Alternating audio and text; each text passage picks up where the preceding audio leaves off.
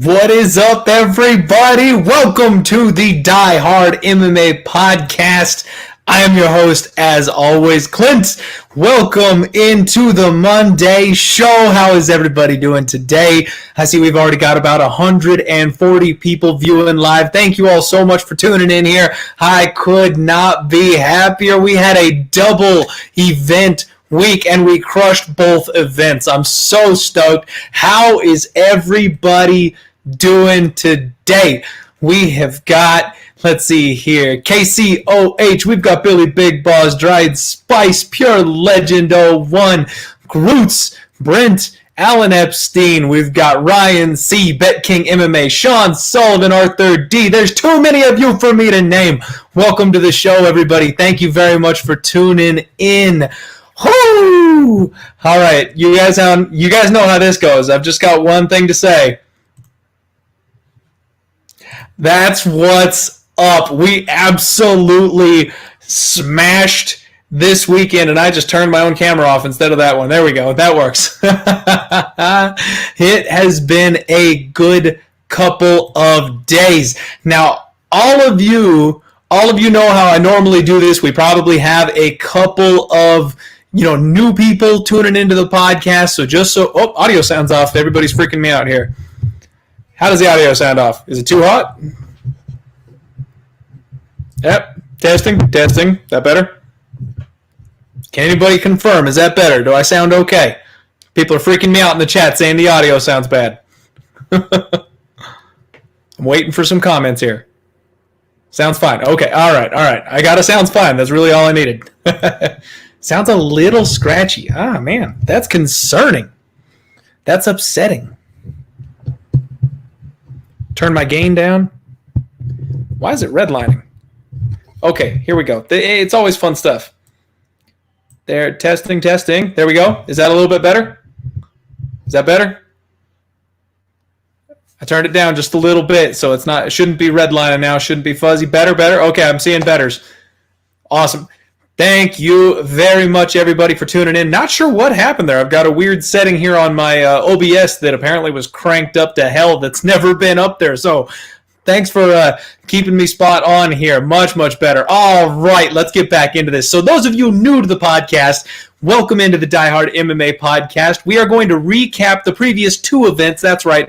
Last week we had a Wednesday show and a Saturday show. So because of that, we're going to have to crank through those fights as quickly as possible because this week we've got a big-ass card. We've got 15 fights on the Saturday card this week. So we have a lot of information to get to. The very first thing I need to do, though, is ask you to hit that thumbs up button and do me a favor and subscribe to Odds HQ if you haven't done that already because sports are coming back, folks. So first off, we've just been killing it here with the MMA, so you should be subscribed already. But if you're not subscribed, then you should be subscribed because we've got tons of content coming to you for the other major sports that are going to be getting in here. Here we go. 1 second here. All right.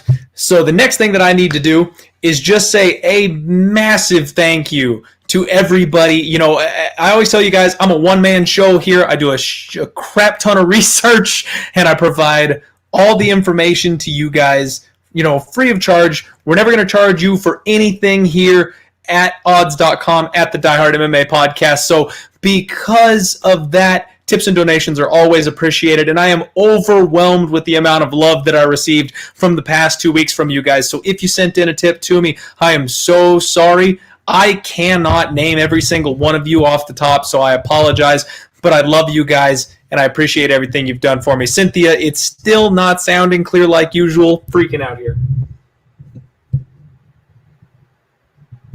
Is that a little bit better?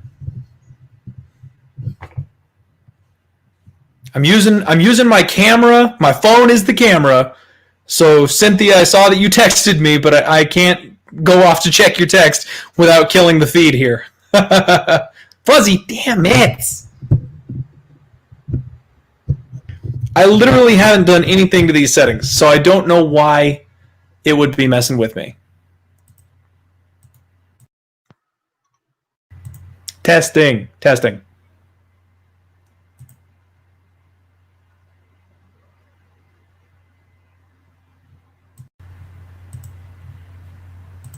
How's that? Testing. Did that work? Testing. Did that fix it?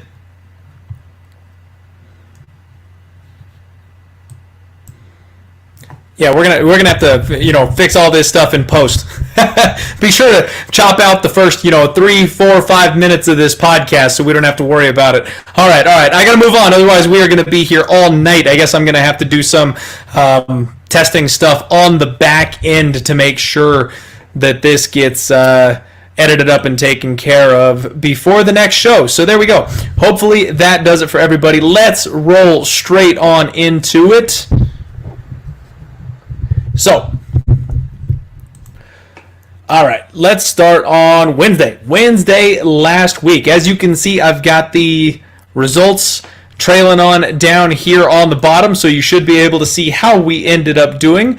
We had the night kick off on Wednesday with Jack Shore taking on Aaron Phillips, and that one was, about like we talked about. Jack Shore got it done. I'm just going to roll straight on through these ones if we didn't have a bet on it, or unless I don't have a comment to make. Liana Jojua showed up and surprised everybody. Belbita basically gave her the one opportunity that she needed to win that fight. We kind of talked about how the only way she was going to win that fight was going to be by armbar, and I mean, I don't know what Belbita was doing. She had a beautiful 1-2 that she landed right out the gate. It was apparent she had the striking advantage. And then she decided to dive straight on into Jojua's guard and gave her the opportunity to submit her. So, good on Jojua. She follows me on Instagram, so I had to, give her the heads up and root for her there. Glad we kind of avoided that bomb. First misstep of the evening. We started the night off pretty badly.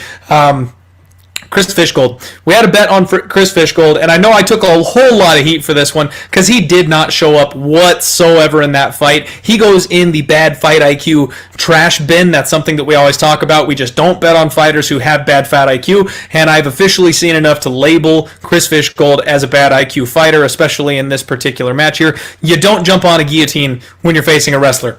You just don't accept bottom position when you're taking on a wrestler. That's actually going to circle around to a point that I need to make on Saturday's fight card, so bear that in mind. But that's why, really that bet was more of a bet against Gordon's chin than it was a bet on Fishgold. So it didn't pan out for us. We got the dog line. I'm okay with taking the shot.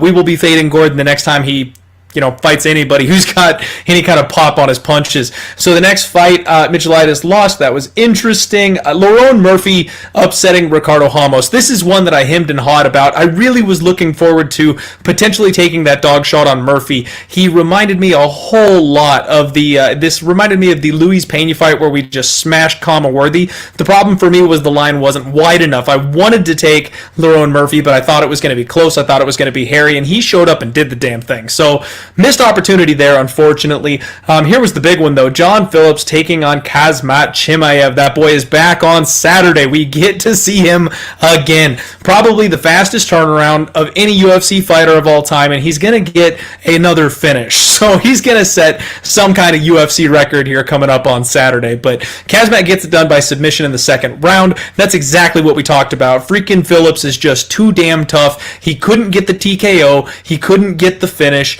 and because of that, he had to look for the neck. We knew that was going to be the case. We cashed in a little minus 125 there on that prop. Beautifully played out. I was sweating, though. I will be honest with you. I can't sit here and pretend I can rub my crystal ball and say that I wasn't scared, because the damage he was landing from top position, I thought the ref might actually step in and stop it. So got the sub, loved it. And yeah, he's already minus 800. Just unreal. The secret is out, folks. There will be no value on Kazmat.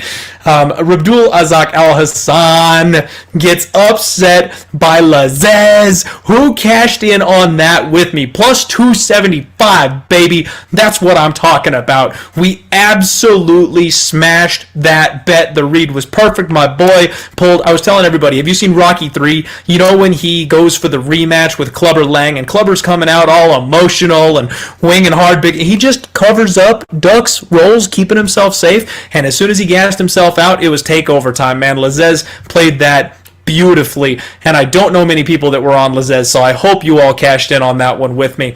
Unfortunately, the fight that I want to talk about least on the card, Meatball Molly McCann. What are you going to say? So honestly, Talita Santos, that is not the Talita Santos that I watched on tape. Molly was just completely outmatched. So I know everybody in the comments section was talking about how bad of a read that was, how bad of a call that was, stuff like that. And I can see why you would think that, but the reality is that Santos actually was just far more impressive than she has ever shown in her career before. So yeah, what are you going to do? We got that read wrong. The best part is we beat a line movement. I mean, Molly McCann closed as like a minus 200 favorite, and we bet her at minus 110, minus 125. Like, that's all you can do in sports betting, folks. You put your money in good positions, and you try to get in at the best number, and we did that. So, unfortunately, we were wrong on that one. I know a lot of people lost a lot of money on that one, so, I'm not going to say I apologize for that, because, as always, this is free information. I am telling you guys what I am betting. No one is making you pull the trigger on those bets. So if you tail, good luck to all of us. But it is what it is. That's why we practice bank, roll, money management. Make sure you're not overextending on any one play. And be careful on the parlays, folks. I saw a lot of people that had 2, 3, and 4 leg parlays that all got busted on Molly McCann. And just don't throw too much money at those things, because Vegas was built on parlays. You have to be sneaky and specific when you do your parlays to survive those things. I know the big reward on the cash just feels excellent. Trust me, I get it. I'm a degenerate gambler myself, but you got to be careful, especially with these closely lined fights where Molly opened up as, a minus 110 type of situation. Jimmy Rivera, Cody Stamen. Missed out on Rivera. Really should have bet that one. That was the read that I had. I should have gone with it. Unfortunately, maybe left a unit on the table there. No biggie. Tim Elliott taking on Ryan Benoit. Again, we don't have a ton of time here on the recap, so I can't get too into it. Maybe I should do an article or something on this one, but I saw a lot of people scoring that fight for Benoit, and I just don't see it. Tim Elliott clearly won that fight 29-28 in my opinion, and the fact that we got a good price on him and a good bounce back spot against a bad fighter in Ryan Benoit, I loved that spot. I know a lot of people got upset missing out on the Benoit decision there, but I feel like they got it right, and we cashed it, so feeling good there. And then the parlay, maybe the entire bet of the year, was the Usman Kattar parlay. Those were rocking chair fights, folks. If you tailed me on my big bet parlaying Kamaru Usman with Calvin Kattar, there was no threat, zero whatsoever. There was no fear of that bet losing at any point in time except the first round of Usman and Masvidal. So loved cashing that. We end up going 5-2 plus 3.35 units, which is a nice little spot. And then some people felt crazy enough to tell me I needed like a bounce back week or something because I went 5-2 on this card. And I guess nailing a parlay that is minus 125 doesn't count as a good bet. People are weird sometimes. Remember, we always keep it positive in here, folks. Moving on to the next fight card. Like I said, we're trying to keep a brisk pace here. We had Philippe taking on Sergey Spivak. Now, this is one that I ended up passing on because Spivak felt a whole lot like Molly McCann to me. I watched the tape. I thought Spivak would win it. He has a minus 110, and I went, I'm not going to flip that coin again like I did with Molly. And he closed as a minus 200, minus 185, something in there. He did end up getting the win. And now remember, I've got to give my little speech here. Not all good bets win, and not all bad bets lose. I don't think Spivak was a good bet. After watching that fight, that could have been a draw. That could have been scored for Carlos. He was getting tagged up in that first round by Carlos. At any point in time, he could have gotten clipped and put down. And then he couldn't even get the finish in the third round when he had his back. So Spivak is just one of those untrustworthy fighters at this stage of his career. And I'm really happy we didn't end up pulling the trigger on that. I know that sounds odd because I like putting money in my pocket and I like putting money in your pockets. But trust me, I think that was a pretty solid pass. I'm okay with us not putting ourselves in that position there. Armin Saryukin taking on Davi Hamos. This is one that we absolutely left money on the table, and that is my bad. So I leaned to Davi Hamos at first in this fight, and then I kind of went back and I realized, you know what? Saryukin is going to win this thing on volume. I absolutely have determined that the judges, while we're in Fight Island, I'm so pissed off we're leaving Fight Island because these judges favor volume. That's absolutely what they are scoring right now. We've seen it time and time and time again. People outlanding their opponents are the ones who are getting the nod. And I could have gotten Saryukian by decision at minus 125. I could have pulled the trigger on that. I could have passed it along. But because I started out leaning to Davi Hamos and then flipped on that decision, I kind of questioned myself a little bit. I don't like it when I start one way and finish the other way. Usually I just end up making that a pass. So in this case, I didn't want to pass that bet along just in case, because also if Davi came out and landed a bomb, I would have felt really stupid for not only not passing, but betting the other way and then losing a unit on it. But Arman Saryukian did the damn thing, got it done by decision. Dude's legit. I cannot wait to see what this kid does in the future. He's really, really exciting. Malcolm Gordon versus Amir Al-Bazi. This is a fight I didn't really have a ton of time to look into. I slightly favored Amir, but really with no basis to that. He got the damn thing done. Submission in the first round. Congrats to him. Brett Johns. Now here's where the night gets fun, folks. Right freaking here. So we went with 4 big underdogs on this card, and we were just looking to go 2-2, right? Worst case scenario, we were hoping to cash the big one in Joel Alvarez and go 1-3 and have a break-even night. But that's not exactly what happened, is it? Evil mustache twirl. So Brett Johns comes out and gets this show started against Montel Jackson. Montel Jackson did exactly what we knew he was going to do. Brett Johns, on the other hand, surprised me with the amount of wrestling and cage control he was able to pull off early in that fight. In fact, I had Brett Johns absolutely winning round 1 until he got dropped. I thought there was an argument that we were going to lock up rounds, all 3 of them actually. My whole strategy was that Montel Jackson was going to slow down, and then Brett Johns was going to be able to win rounds 2 and rounds 3, and that was going to cash us this decision or possibly get a finish in the later rounds. But he came out and just owned him in round 1. It was a one-sided control fest, really. I'm not going to call it a beatdown because it's not like he did a ton of damage or anything, but it wasn't until that drop by Jackson that we really kind of came into question. So all Johns all the way, got the night started, cashing as a big dog, plus 185. It was beautiful, it was fun, and the best part about it is we rolled straight on into the best bet of the freaking night. Joel Alvarez coming out here as a plus 290 dog. He peaked up as high as plus 310, and I hope you all got on this bad boy with me because Duffy was busted, and I told you that. I said it from the get-go on last week's show that Duffy has 1 foot out the door, and I cannot believe there were people out there laying minus 300. I cannot believe there were people actually looking at Duffy, what he's done the last couple of years, and laying that price tag on him. I mean, at the worst case scenario, it should have been a pass. You know what I mean? At the very worst case scenario, you should go, you know what, maybe Duffy wins this, but I'm not touching that price tag. No, people were like, touts were giving him out as a paid pick, which is one of the reasons why I'll never charge you people for shit. Can you imagine paying somebody like $250 for their fight picks and then having them tell you to lay 4-1 on Joe Duffy and then watching him get choked out in the first round? Now that doesn't feel good. We, on the other hand, gave out free information to go ahead and bet on the underdog at 3-1 odds, and he submitted his ass in the first round. Yes! All right, so we're off to a good start. We have basically free-rolling the evening at this point, and Grant Dawson has a nice win over Nad Narimani. That's another one where I leaned Dawson, but I didn't like the line. I didn't like the price. We passed. No big deal. No surprise there. Roman Doldy's taking out Khadisa Bragimov. That's the one that I had a hard time with. So I had a 2 times bet on the over 1.5 alternate line here, and I was so sold on this, folks. This thing broke my heart.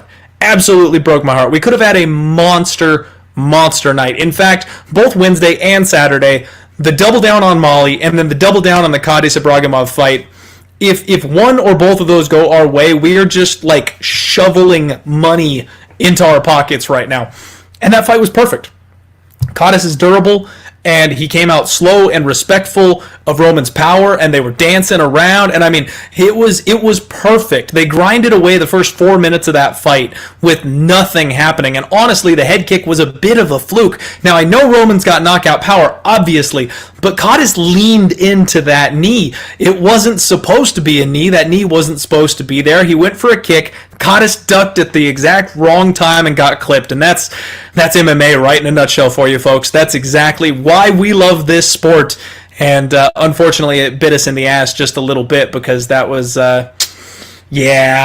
unfortunate. Because I mean, if they make it to the second round, yeah, I know for a fact that thing was going over the 2 minutes and 30-second mark. The way they came out defensively and playing chess like that on the feet in the first round, it for sure was going to keep that pace. It's not like anybody was going to rush in like a bull at the start of round 2. They were going to keep it nice and slow, and I'm real pissed off about that knee getting clipped there because, yikes, I wanted that money. So our next fight of the night, we roll over to the main card, and Alexandre Pantoja takes on Askar Askarov. We've got plus 170 on my boy Askarov in the pocket, and he just did the damn thing. I told everybody that this was going to be a spectacular ground fight, and it was. It did not disappoint. This fight was so much fun to watch, especially when you're about 8 shots of fireball deep. It was fantastic. This was so much fun, and in those ground scrambles and the wrestling control, Askar just dominated, and that's what we were looking for. So fortune smiled on us. We got some good positive variance going our way on Saturday here. We end up cashing 3 out of those 4 gigantic dogs that we took the shot on. And then my violence queen, Ariane Lipski, comes out of nowhere with a submission. Now, I knew she was going to win this fight, but I had no clue she was going to do it by first round sub. That was a bit of a crazy scramble. Oh, and you know what? Maybe it was a bit fluky, but her opponent is not as well-rounded as she is when it comes to mixed martial arts. That's part of why we bet on her, and I can't say I called that. I simply cannot say I called that because I definitely was not looking for Lipski to lock up a submission in this fight. Happy to not sweat it, though, and get it done. Just Bleed, what's up, buddy? Thank you, my friend. Oh, we are getting through the wrap-up here. We left money on the table. Mark Diakiese taking on Rafael Fiziev. I called this in the podcast. I said that somewhere, like my spider senses tingling told me that Diakiese was going to win, but all the value was on the Fiziev side. And I even talked about the volume being the deciding factor on this one, and sure enough, that's exactly what happened. Fiziev basically just outlanded Diakiese for a full 15 minutes, dominated him there, and I'm pissed I didn't take the shot. I mean, I was doing the 4-dog strategy where I was looking to go 2-2, and part of that is why I didn't want to pull the trigger on a 5th dog. That kind of tilts the scales the other direction. If we end up going 2-3, something like that, you can end up choking yourself out when you had a possibly good night. We passed, unfortunately. The read was spot on. We could have got there, and I was 9-1 on my fight predictions at this point. I called this entire card essentially top to bottom except for the main event, and this one I even called it correctly. I just ended up selling myself that Diakiese was going to somehow win. That was the little fanboy in me at that point. I'm a big fan of Diakiese, so I didn't really want to go against him there since I wasn't actually pulling the trigger on a bet. Co-main event, Jack Hermansson, Kelvin Gastelum. Let's talk about this for a second here. So I picked Jack Hermansson. I put out my article for the week at odds.com, which, by the way, make sure you check out my articles at odds.com, and if I tweet those out, do me a favor, click them, give them a read, helps me out. Jack Hermansson was my pick. I just think there was too much going for him here, and Kelvin Gastelum, we don't know where his head is at, we don't know where his motivation is. He seems like he lost a piece of himself in that Israel Adesanya fight. So I mean, I really felt like Hermansson was going to get it done, but at the same time, I didn't really want to bet it because this is the story of strategies. Because if Jack Hermansson was able to get his ground game going, he was going to win this fight, and probably by submission. However, if Kelvin Gastelum was able to get his fight going, he was going to win this thing probably by knockout. And that's where, right now, everybody who bet the Joker is sitting there patting themselves on the back. And again, I don't know that that was that good of a bet. We try not to be results-oriented. So the results right now are telling us, hey, good freaking job. You picked the right fighter. You're an excellent bettor. You're a machine. You're the man. The fact of that is, though, what if Kelvin was the one who got his game going? How would Jack have handled that if Kelvin was the one that was able to get his game going first?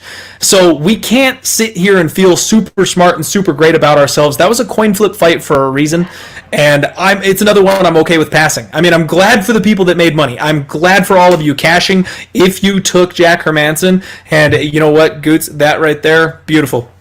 Glad to hear that you cashed on both of those. That's awesome. And it was juiced to the over, so good dog money on the under on this one. So if you cashed on those, fantastic. The under actually was a really sharp bet. That one's solid. Again, I'm glad if you cashed on the Joker, but I'm okay with taking the pass on this one because I feel like we could be sitting here lamenting if it had just sorted out the other way. If they run this fight 10 times, does the Joker do that 9 out of 10 times? I don't think so.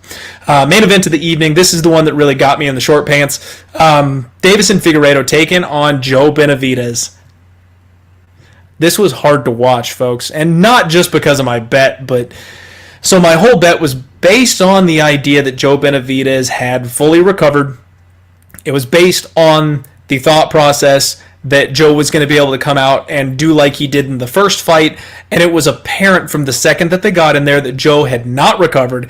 Joe was not the same fighter. In fact, he was kind of a shell of himself here in this one, and that's yikes. I mean, yeah, not good. So I'm able to swallow that bet because we ended up going 3-1 on the dogs, which the strategy was to go 2-2. So, hey, we cashed, we won money.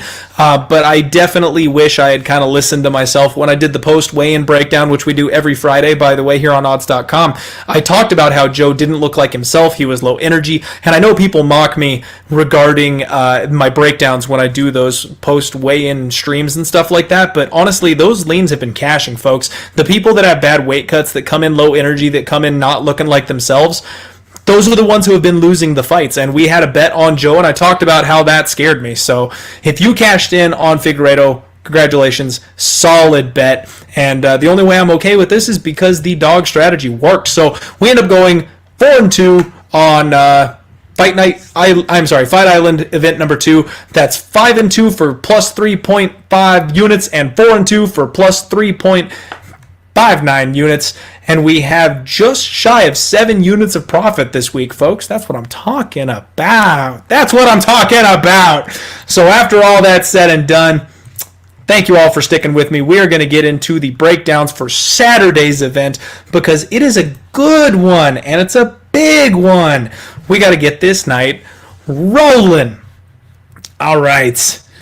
So this week, oh, you know what? I got to go back one thing. So the people that have been sending me, tips to support the show, tips of appreciation because of the bets and stuff like that. Again, thank you all so much. Extremely appreciated. It goes a long way for me. It warms my soul. But I do want to give you a heads up. One of our boys got swindled this last weekend. Apparently, he tried to give me a tip, and he asked me if I accepted Bitcoin, which at that point I did not. I told him no.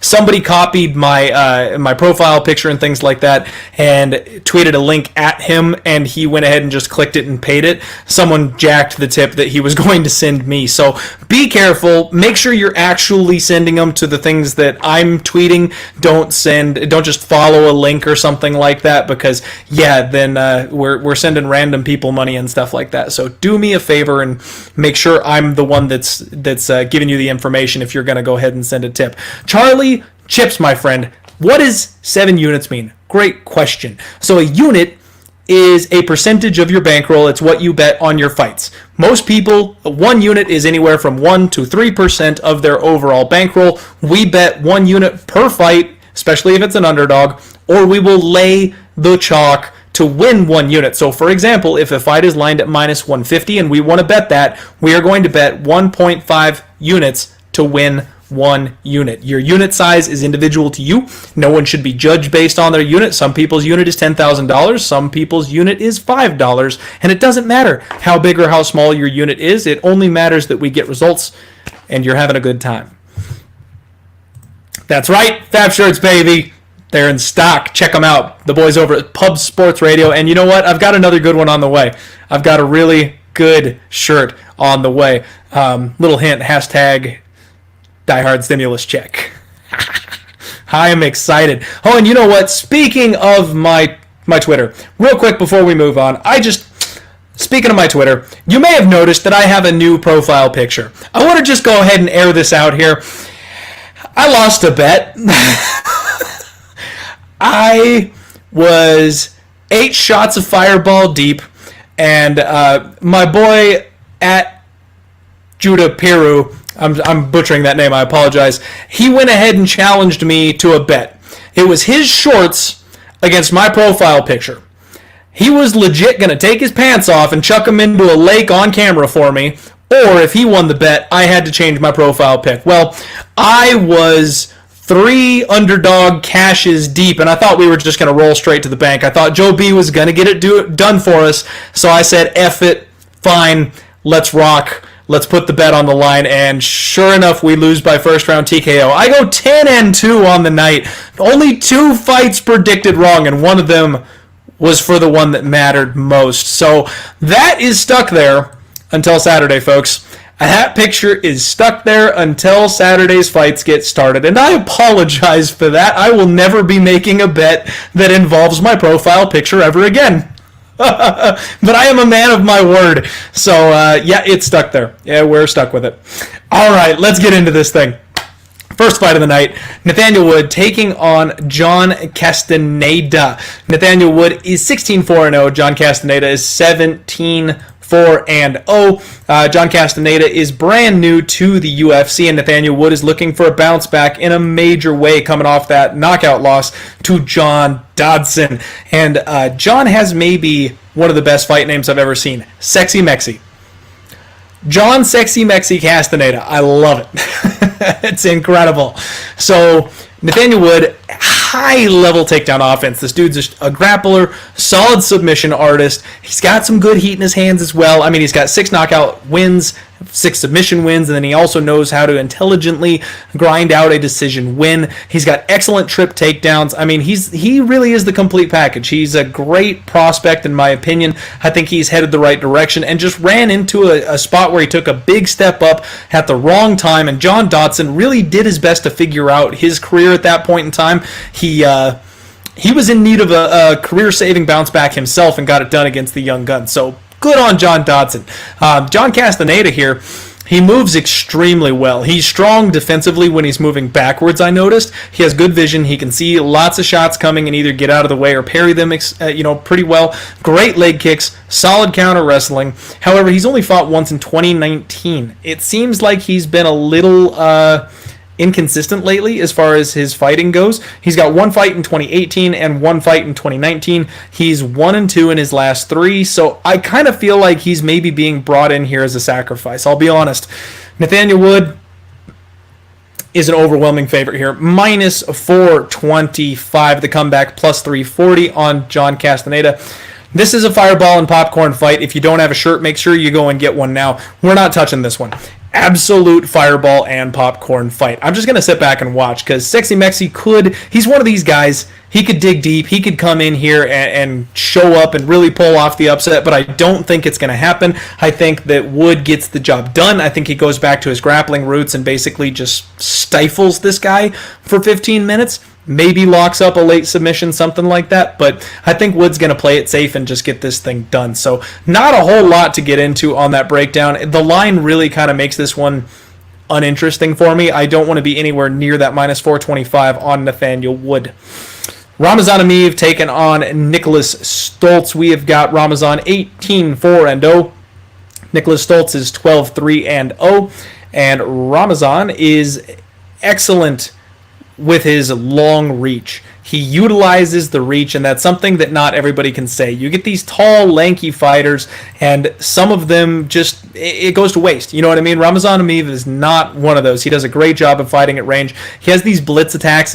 I'm talking like Golem over here. He has these blitz attacks. Okay, I'm going to stop trying to say that. He blitzes in, he mixes in takedowns, good scrambles, solid submission defense. I noticed he's extremely defensively strong. He does a great job of avoiding damage, and he really controls the pace of the fight. He's a solid prospect. Nicholas Stoltz, he's a strong grappler himself. Great offensive wrestling. He's a Brazilian Jiu-Jitsu purple belt, so well on his way there. He also knows how to fight long. He's got sharp kicks, good knees in the clinch, and he transitions to the back extremely well. That's something I did notice, that if he gets on your back, you may be in a little bit of trouble. He's a welcome addition here to the UFC. He's making his UFC debut, and he's got a mountain to climb here. I mean, going up against Ramazan Emeev, who's got 4 UFC fights under his belt, that's not really where you want to be making your start in the UFC. And Ramazan Emeev is coming off of a loss to Anthony Rocco Martin. That's a fight where he got that step up, and unfortunately it was just a little too early for him. Anthony Rocco Martin is an absolute beast, And because of that, you can't really expect this kid to do as well against him. And he went to decision. I mean, he didn't get finished. He didn't get chopped down by leg kicks. And Rocco Martin is a very, very dangerous, high-caliber opponent. So good on Amir for getting to the judges' scorecards there, and he didn't look bad doing it. So I'm pretty sure Amir is going to get a bounce-back spot here against Nicholas Stoltz, but Nicholas Stoltz is dangerous enough that I don't necessarily want to get in his way either. It's almost the exact same situation as the last fight. Ramazan Amir is a minus 380 favorite. The comeback on Stoltz is plus 315. I know we did a whole lot of underdogs last week. To me, this isn't the card necessarily. There's a couple of these big favorites that I just think are going to get it done. Cynthia, 400 live viewers. What is up, everybody? Thank you so much for the love. I do want to go ahead and give a shout out to my boys over at goatcapitalsports.com. They have nicely priced packages over there, and they have been absolutely crushing KBO and soccer as of late. They give out free picks. I retweet them sometimes over on my Twitter. Make sure you check them out. Tell them Clint sent you. They like me over there. And hit the subscribe button, why don't you, here on YouTube.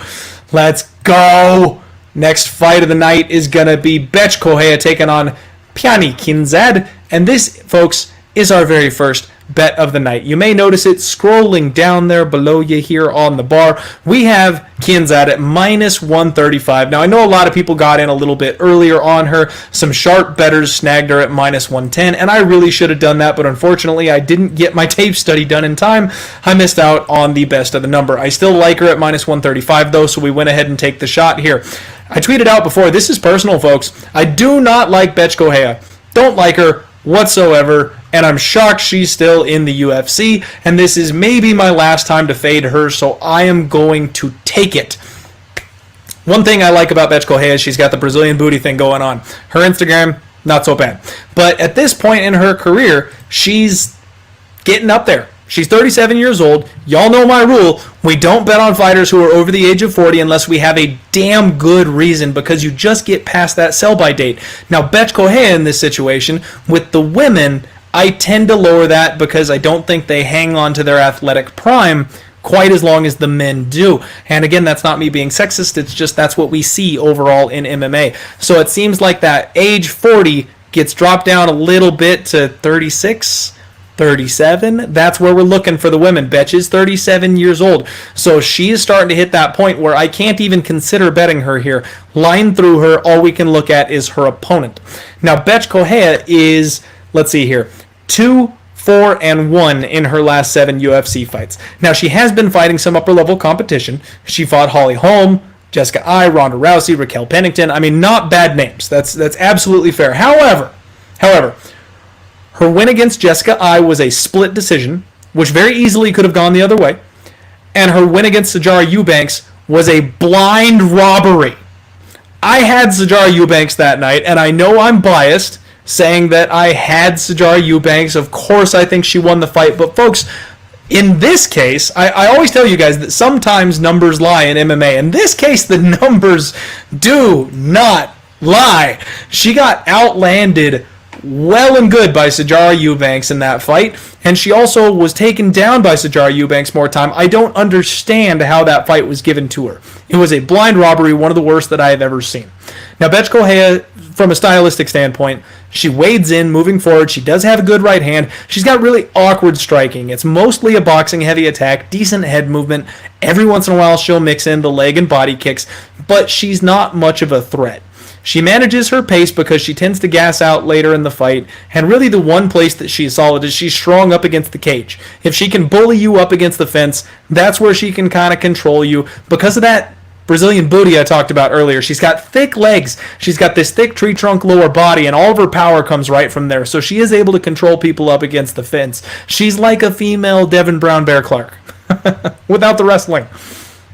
Kinzad, on the flip side of this thing, she also is a boxer. She's got a really great jab. She attacks more in combinations. She has a great counter hook that she utilizes moving backwards, which extremely important in this fight, in my opinion. When she gets pinned up against the cage, she does a great job of framing the face and pushing her opponents off of her. She also can strike besides that counter hook moving backwards, she does a good job of landing shots while she's on the back pedal, which is not easy to do. She sits down harder on her punches when she wants to, so she'll do the light, heavy type of combo shots, and she's got a surprising amount of power in her hands. I know she's nothing to write home about. She's 12-5. She's 2-2 in her last 4. However, I think that Betch is on her way out here. I'm not sure how she's ranked. I have no clue. She's managed to scrape by the absolute thinnest of margins in these spots, and I'm going to go ahead and take the shot fading her here. I just don't think Betch should be getting it done, and I want my money back from that Sijara Eubanks fight. I think this is going to be a boxing match, and I think that Kianzad has a little bit more power, and I also think she's got more speed. On top of that, we talked about how the judges score these things, and I think that if Kianzad is landing a little bit more shots because of her reach advantage in this spot, then she's going to be the one that gets the nod in the end. It's probably going to be a bad, boring fight, but I like it. So we're going to go with Kianzad. Let me go ahead and catch up with the chat here. Thank you again. We've got 433 people tuning in live. Thank you all so much for joining me. I appreciate it. So if I can't catch up with the chat here, I apologize. All right, here we go. Well, lots of talk about fights that are coming up, so I'm not going to get into them, but there we go. Die Hard Gang, thank you, my friend. The Die Hards are the absolute best. And you know what, Mario, if you end up going with Betch, you go right ahead, but I'm never going to trust that woman with my money. All right. Next fight, Tanner Boza taking on Rafael Pessoa. This is a weird spot, folks. Okay, so we broke down Tanner Bozer very recently. Y'all know I'm high on Tanner Bozer. Good leg kicks, excellent durability, nice high pace. He's improved his physical condition. He's got a great gas tank. He added all that muscle on, and he's doing a real quick turnaround here. So according to the interview that we heard with him just a couple days ago, he's only been in the gym 3 days to train. So he fought a couple weeks ago. He knocked out that absolute bum and fraud that he was fighting. Still don't know how people were going against him there. But now he's going to be coming out of quarantine. He's been in quarantine procedure ever since that fight. Got 3 days in training after knocking out Philippe Lins, and he's turning right back around to Fight Island. I don't like this line, folks. I know everyone expected me to come in here and tell you that it's going to be Bozer by knockout again, but minus 250 on this guy under that circumstance, I don't think I like it. The comeback on Rafael Pessoa is plus 210, and that is just so juicy. Now, what we've got to try to avoid is recency bias. We all saw Tanner Bozer destroy Philippe Lins. And you know who Philippe Lins was? He's the guy that won $1 million in the PFL. He won $1 million. He beat some of the best heavyweights in the world to win $1 million at the PFL. Right? Bozer's the shit. Guys, Bozer's still a middle-of-the-road heavyweight. I like the guy. I like the guy a lot. I'm a huge fan, and I like his style. But he's not something we need to be writing home about. And remember, he just flew out to Abu Dhabi. He's been in quarantine. He gets home. They call him and go, bro, you want another fight? He works out for 3 days. And now he's on a plane headed right back out there. That has me concerned. Let's look at some of the numbers. Bozer is 6'2". He's got a 75-inch reach. He averages 4.28 significant strikes a minute. Significant strikes landed per minute. Sorry. He absorbs 3.15, so very defensively sound. Love the guy. He is solid. His opponent, Pessoa, is 6'3", 78-inch reach. He's going to have a 3-inch reach advantage, and he is a big old boy. This dude's a heavyweight, right? He's going to have a reach advantage, and he is about even on his significant strikes landed and absorbed at 2.4 and 2.55 per minute, but he's only got 2 UFC fights, so very, very small sample size. I guess Bozer's only got 3 UFC fights, but we have seen him before in other organizations and things like that. And I got to tell you, I can't lay minus 250 here on Bozer. Just can't do it. And I would caution everybody else from parlaying him as well. Pessoa is very light on his feet for a big man. He throws spinning heel kicks, which is impressive. He's got a great chin. He's got blitz attacks as well. He's got big clinch knees, and his right hand is maybe the best punch he's got. Big power right hand. He mixes up his strikes extremely well. He's a solid striker. The only issue with Pessoa is that he does gas out a little bit late. And he's a Brazilian Jiu-Jitsu black belt. He's been training with Davi Hamos from last week for this fight, so maybe his ground game is sharp. Maybe his grappling is sharp. He looks in pretty good shape from what I've seen online. This is dog or pass for me, folks. This is absolutely dog or pass for me, and I'm going to wait until I see the weigh-ins on Friday. But I very well might be taking the dice roll on Pessoa here. He's been in camp. He's been looking for his opponent here, and Boser getting thrown in at the last second, being jet-lagged, getting out there. I mean, he could win this fight. Boser may leg kick this guy to death and work his way to a 15-minute decision. Maybe this is a fireball and popcorn fight. We just pass altogether. That's how I'm leaning right now. It's dog or pass, though. I can't imagine laying that kind of price on Boser under these circumstances as much as I would love to back my boy. Movsar Evloev taking on Mike Grundy. How's that for a name pronunciation, huh? Nailed it. This one is a fight we've got some serious interest in. And yes, my buddy Nick, always fapping. So we have got Movsar. Oh, for those of you who are new to the show, we've got 485 viewers, so thank you very much. New to the show, FAP is fireball and popcorn, so get your minds out of the gutter. The next fight of the evening, Movsar Evloev is 12-0, undefeated in the UFC, taking on Mike Grundy, 12-1. Just the one blemish spot on his record. And this is such a good fight. This is such a good fight, guys. You have no idea. And we are going to punish the books for opening this line wide. Mike Grundy was a big underdog, 2-1. He opened up about plus 195, plus 200 in spots, and that's just too much. Your boy got plus 185. I locked up Grundy at plus 185, and we beat that line move. He's already down to about plus 160 here. And this is a spot where really we've got two very, very similar guys.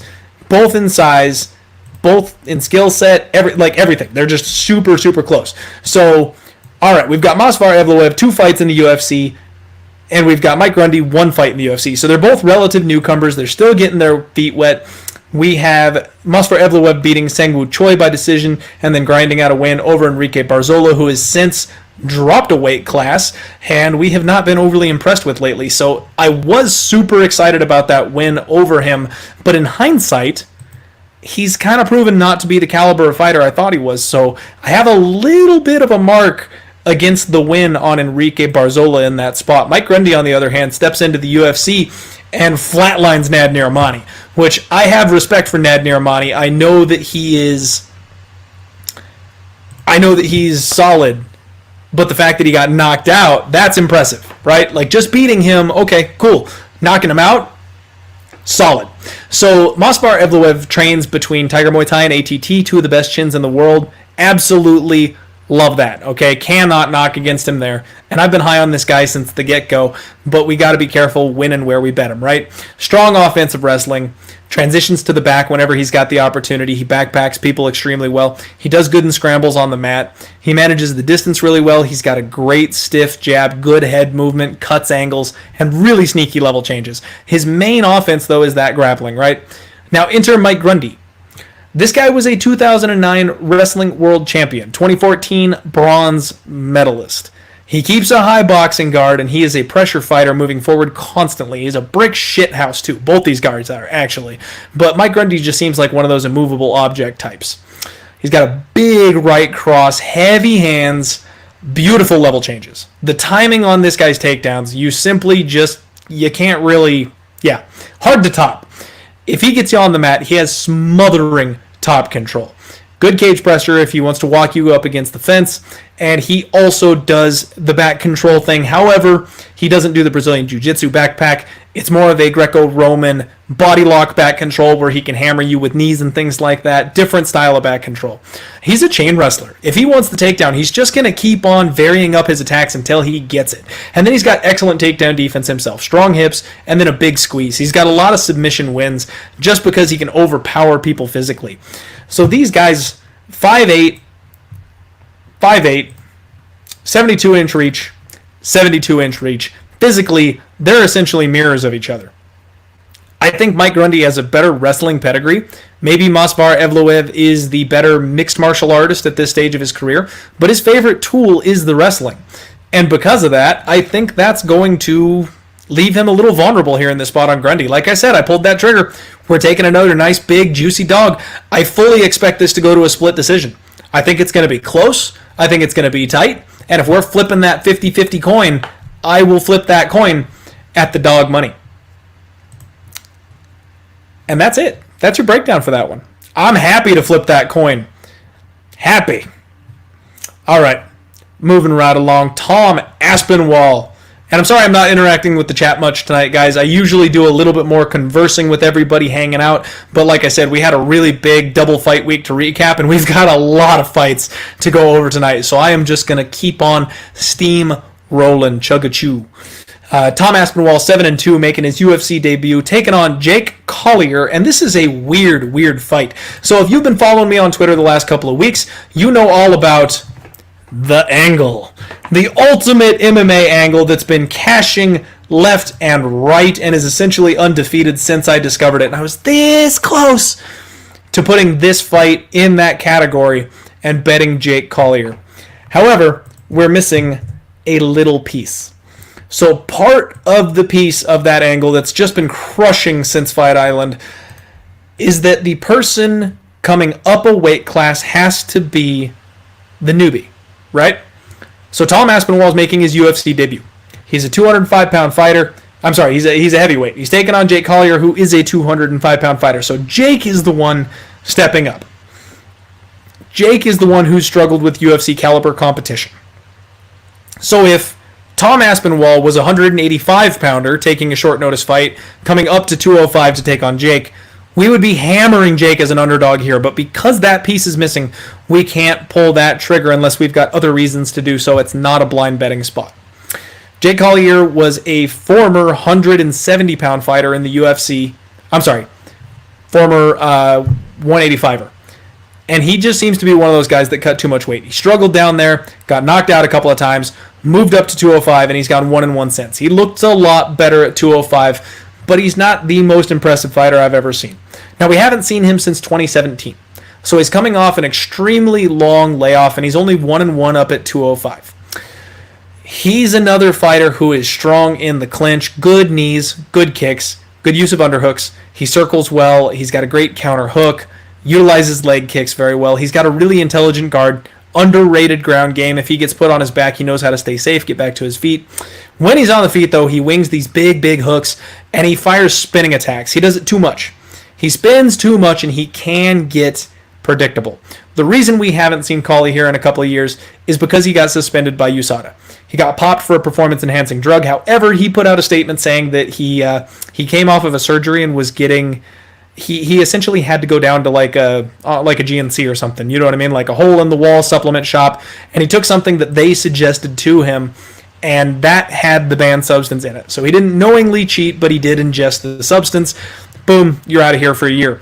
So a couple of injuries, got the USADA pop, you're gone for 3 years. That's just how the fight game goes, unfortunately. And now he's taking this opportunity to come back at heavyweight. So not only is he up from 185, now he's going up from 205, which isn't the best decision in my opinion. Tom Aspinwall, 6-fight undefeated amateur career.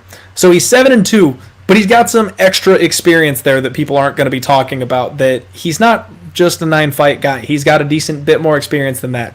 First thing I noticed is that he keeps his hands low. Excellent forward pressure. All this guy does is come forward, literally no respect. He has no fear of getting knocked out. He just essentially walks you down because he knows he's going to get the KO and he can take whatever you throw at him.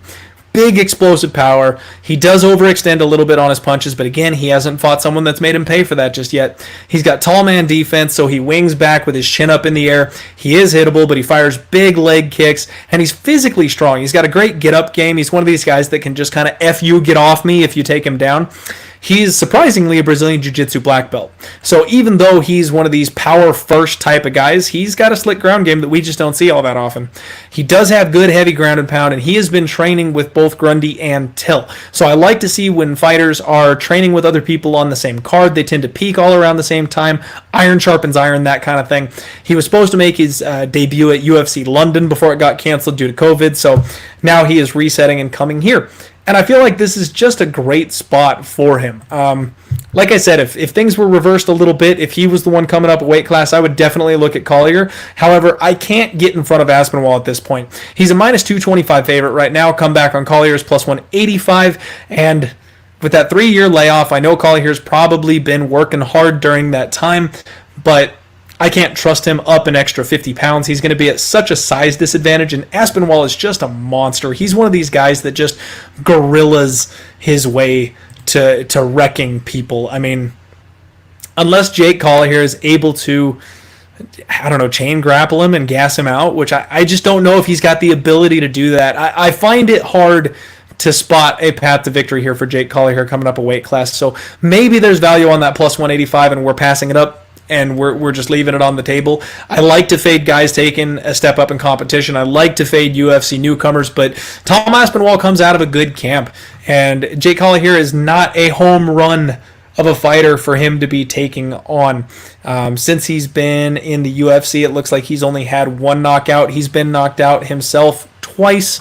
I know that was down at 185, but that's still concerning. We've talked about this before where guys that are cutting too much weight, they're not as durable down a weight class, and then they come up and they're fine. But now he's going up even further beyond that. He's fighting a big old boy here, and after being knocked out a couple of times in the UFC, I just can't. So if you're backing Jake Collier, good luck. I wouldn't trust Tom Aspinwall in a parlay personally, anything like that myself, just because, again, he's a fresh face to the UFC. We really don't know where he is at, and he can get a little bit sloppy. So this is another fireball and popcorn fight for me, folks.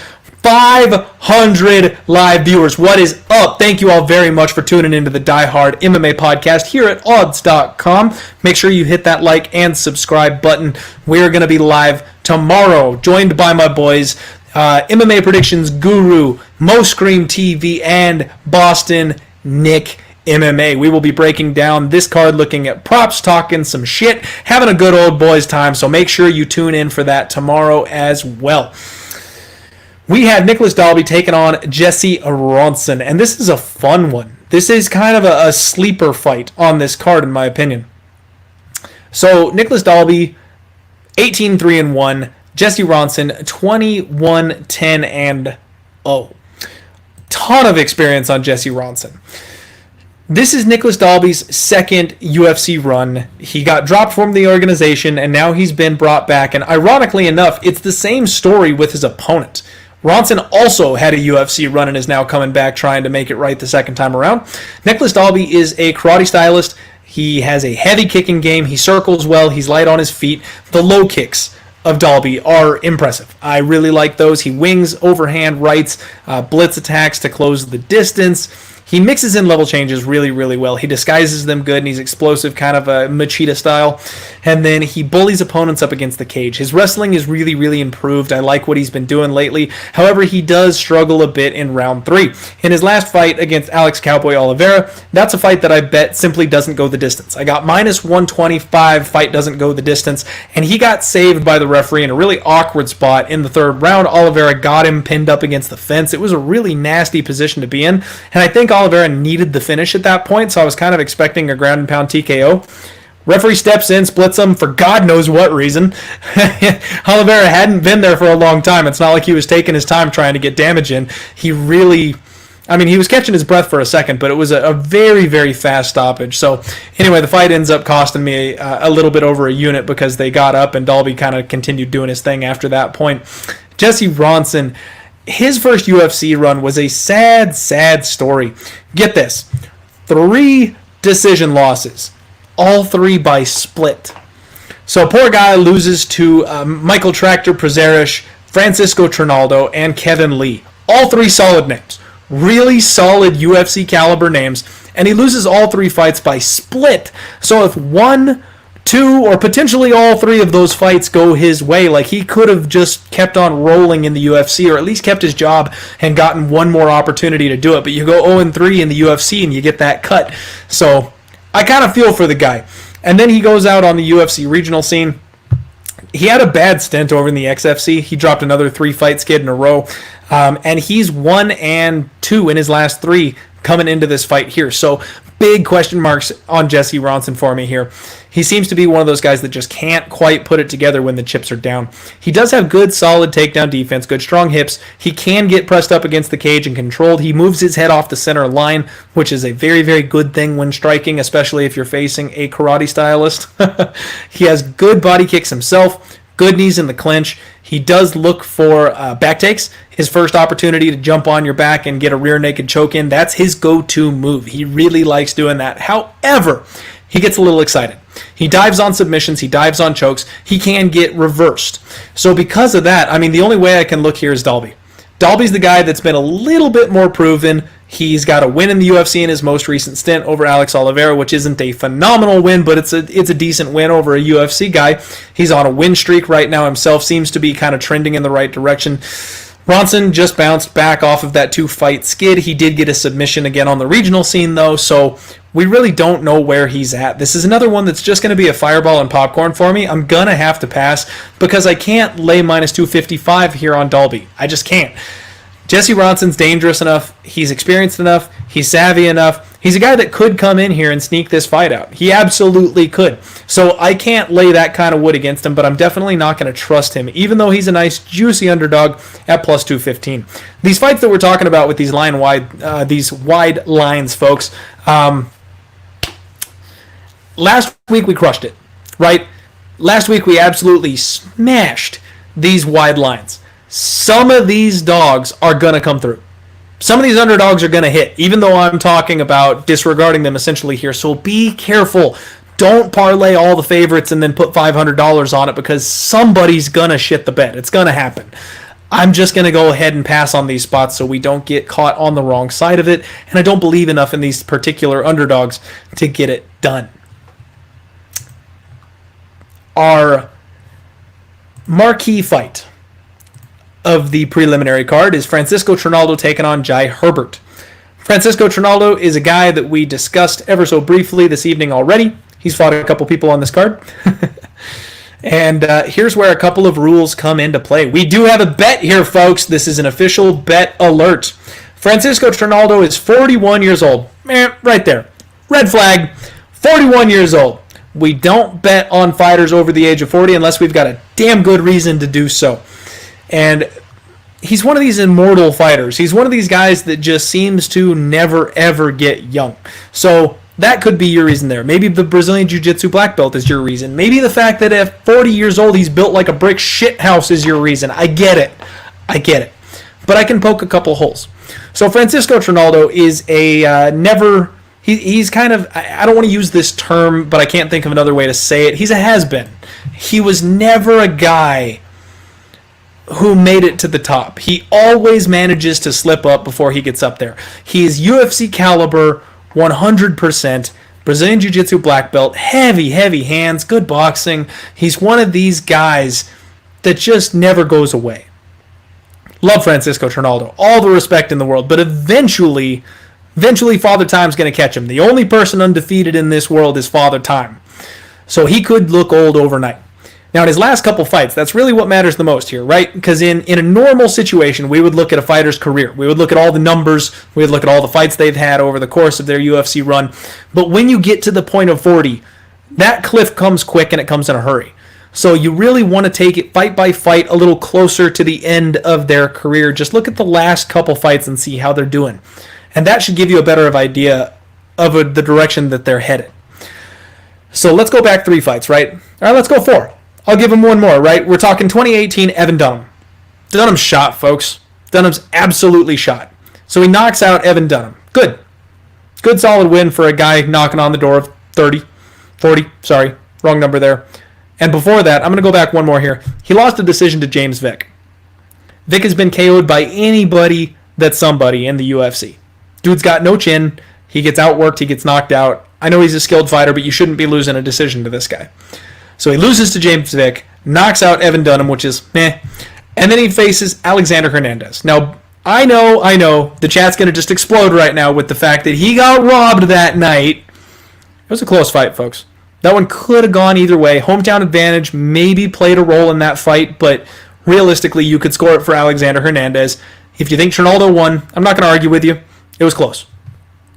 But he fought closely with a guy who avoided him, stayed at range, did nothing but circle, and then wrestle a little bit. So, not an impressive performance, even if you want to argue for him. Here's the key. Bobby Green. Bobby Green is another one of these fighters that simply doesn't get it done. He fights extremely closely with all of his opposition. And he's on a 2-5 skid right now. Incredibly talented, just can't seem to get it done. And Trinaldo beat him. I have news for you. Trinaldo did not win that fight. That's another one that was maybe one of the most egregious robberies I feel like I've seen in the last couple of years. So looking at the numbers, Trinaldo landed 31 significant strikes and sealed up one takedown that night.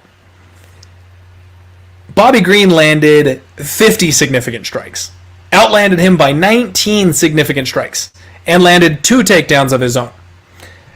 That was a horrific decision, a night that I bet on Bobby Green and jaw dropped when they read that Trinaldo won that one. So, no, he didn't win that fight. And then he fought John Makdessi. He was outlanded 67 significant strikes to 55 significant strikes in a fight that he won.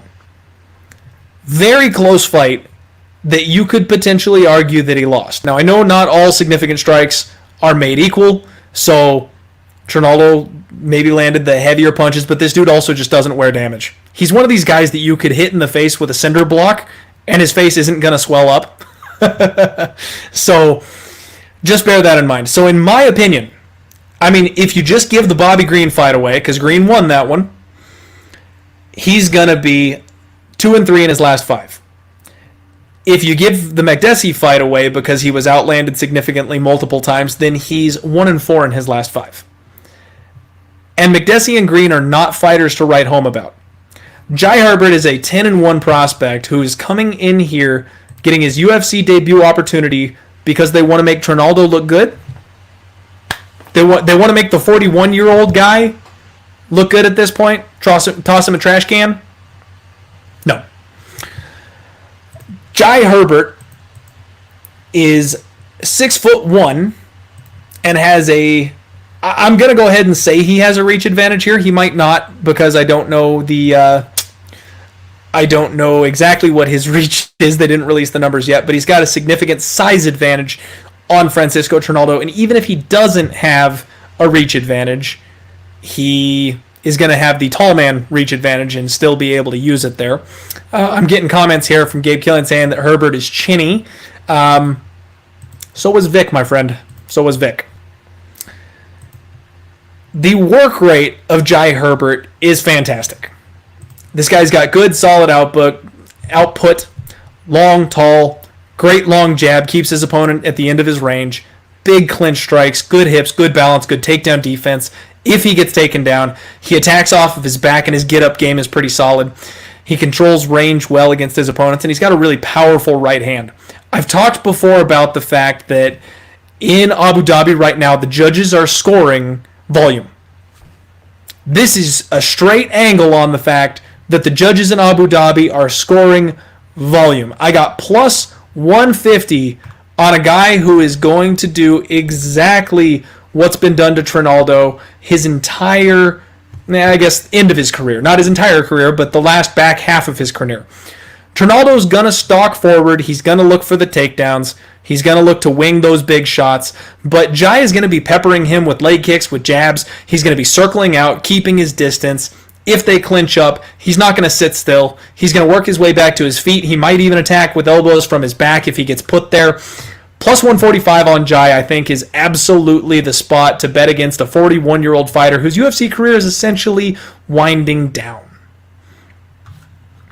There's always the chance that my boy Gabe Killian is correct and Herbert gets clipped.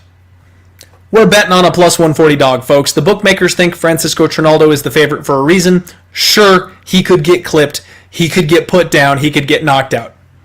If he doesn't get clipped and knocked down, he's going to work his way to a decision win, and he's probably going to coast there because Francisco Trinaldo just... He's one of these guys that has stopped pulling the trigger, and that's one of the first signs, in my opinion, of a shot fighter.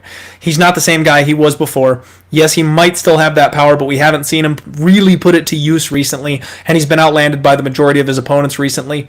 I'm good with fading him and taking the shot against him. Maybe I pay for it, but I think Jai Herbert's a solid underdog this weekend. That wraps up the preliminary card. Let's head on over to the main card. Thank you all once again for joining me tonight. We've got 523 live viewers. That's what I'm talking about. Without you guys, this show would not be here. I appreciate the love. I appreciate the support. Make sure you follow me over at DieHard MMA Pod on Twitter. I tweet out my bets as soon as I make them. So if I'm going to go official on a bet, I tweet it. That's where you'll find it. That's where you'll find the line that I got. And, just be forewarned, this isn't a picks show, this is a betting show. So if I make a pick, if I say a certain fighter is going to win, but I don't bet on it, that means I'm not confident enough on it to actually put my money where my mouth is. So be careful. If you bet on my leans, you may cash, you may get burned. That just, forewarning, just to let you know. And thank you all so much for the love, my boy Eric Scott saying, we love you, brother. And that's what it's all about, folks. Positivity. There are too many negative people out there in the world right now, and we try to keep it positive, fresh, feeling good. This is a game that we are trying to win against the sports books. It is us against the sports books. So it's okay to disagree, people. It is okay to think that another fighter is going to win. And it's okay to be on opposite sides of a bet, because at the end of the day, you're betting with the bookie, and that's where we're all trying to make our money. Not from each other. We don't have to get mean. You don't got to be a dick to a guy that said another fighter was going to win. Just try and keep those emotions in check. I know sometimes we can all get emotional because money's on the line, especially if you're coming off of a losing night. But we just got to bear in mind we're on the same side. Khamzat Chimaev, the newest, hottest prospect the UFC has ever put together, and a man who just so recently made us some cash. This dude is real. This kid is legit, and I cannot wait to see what he does in the UFC moving forward.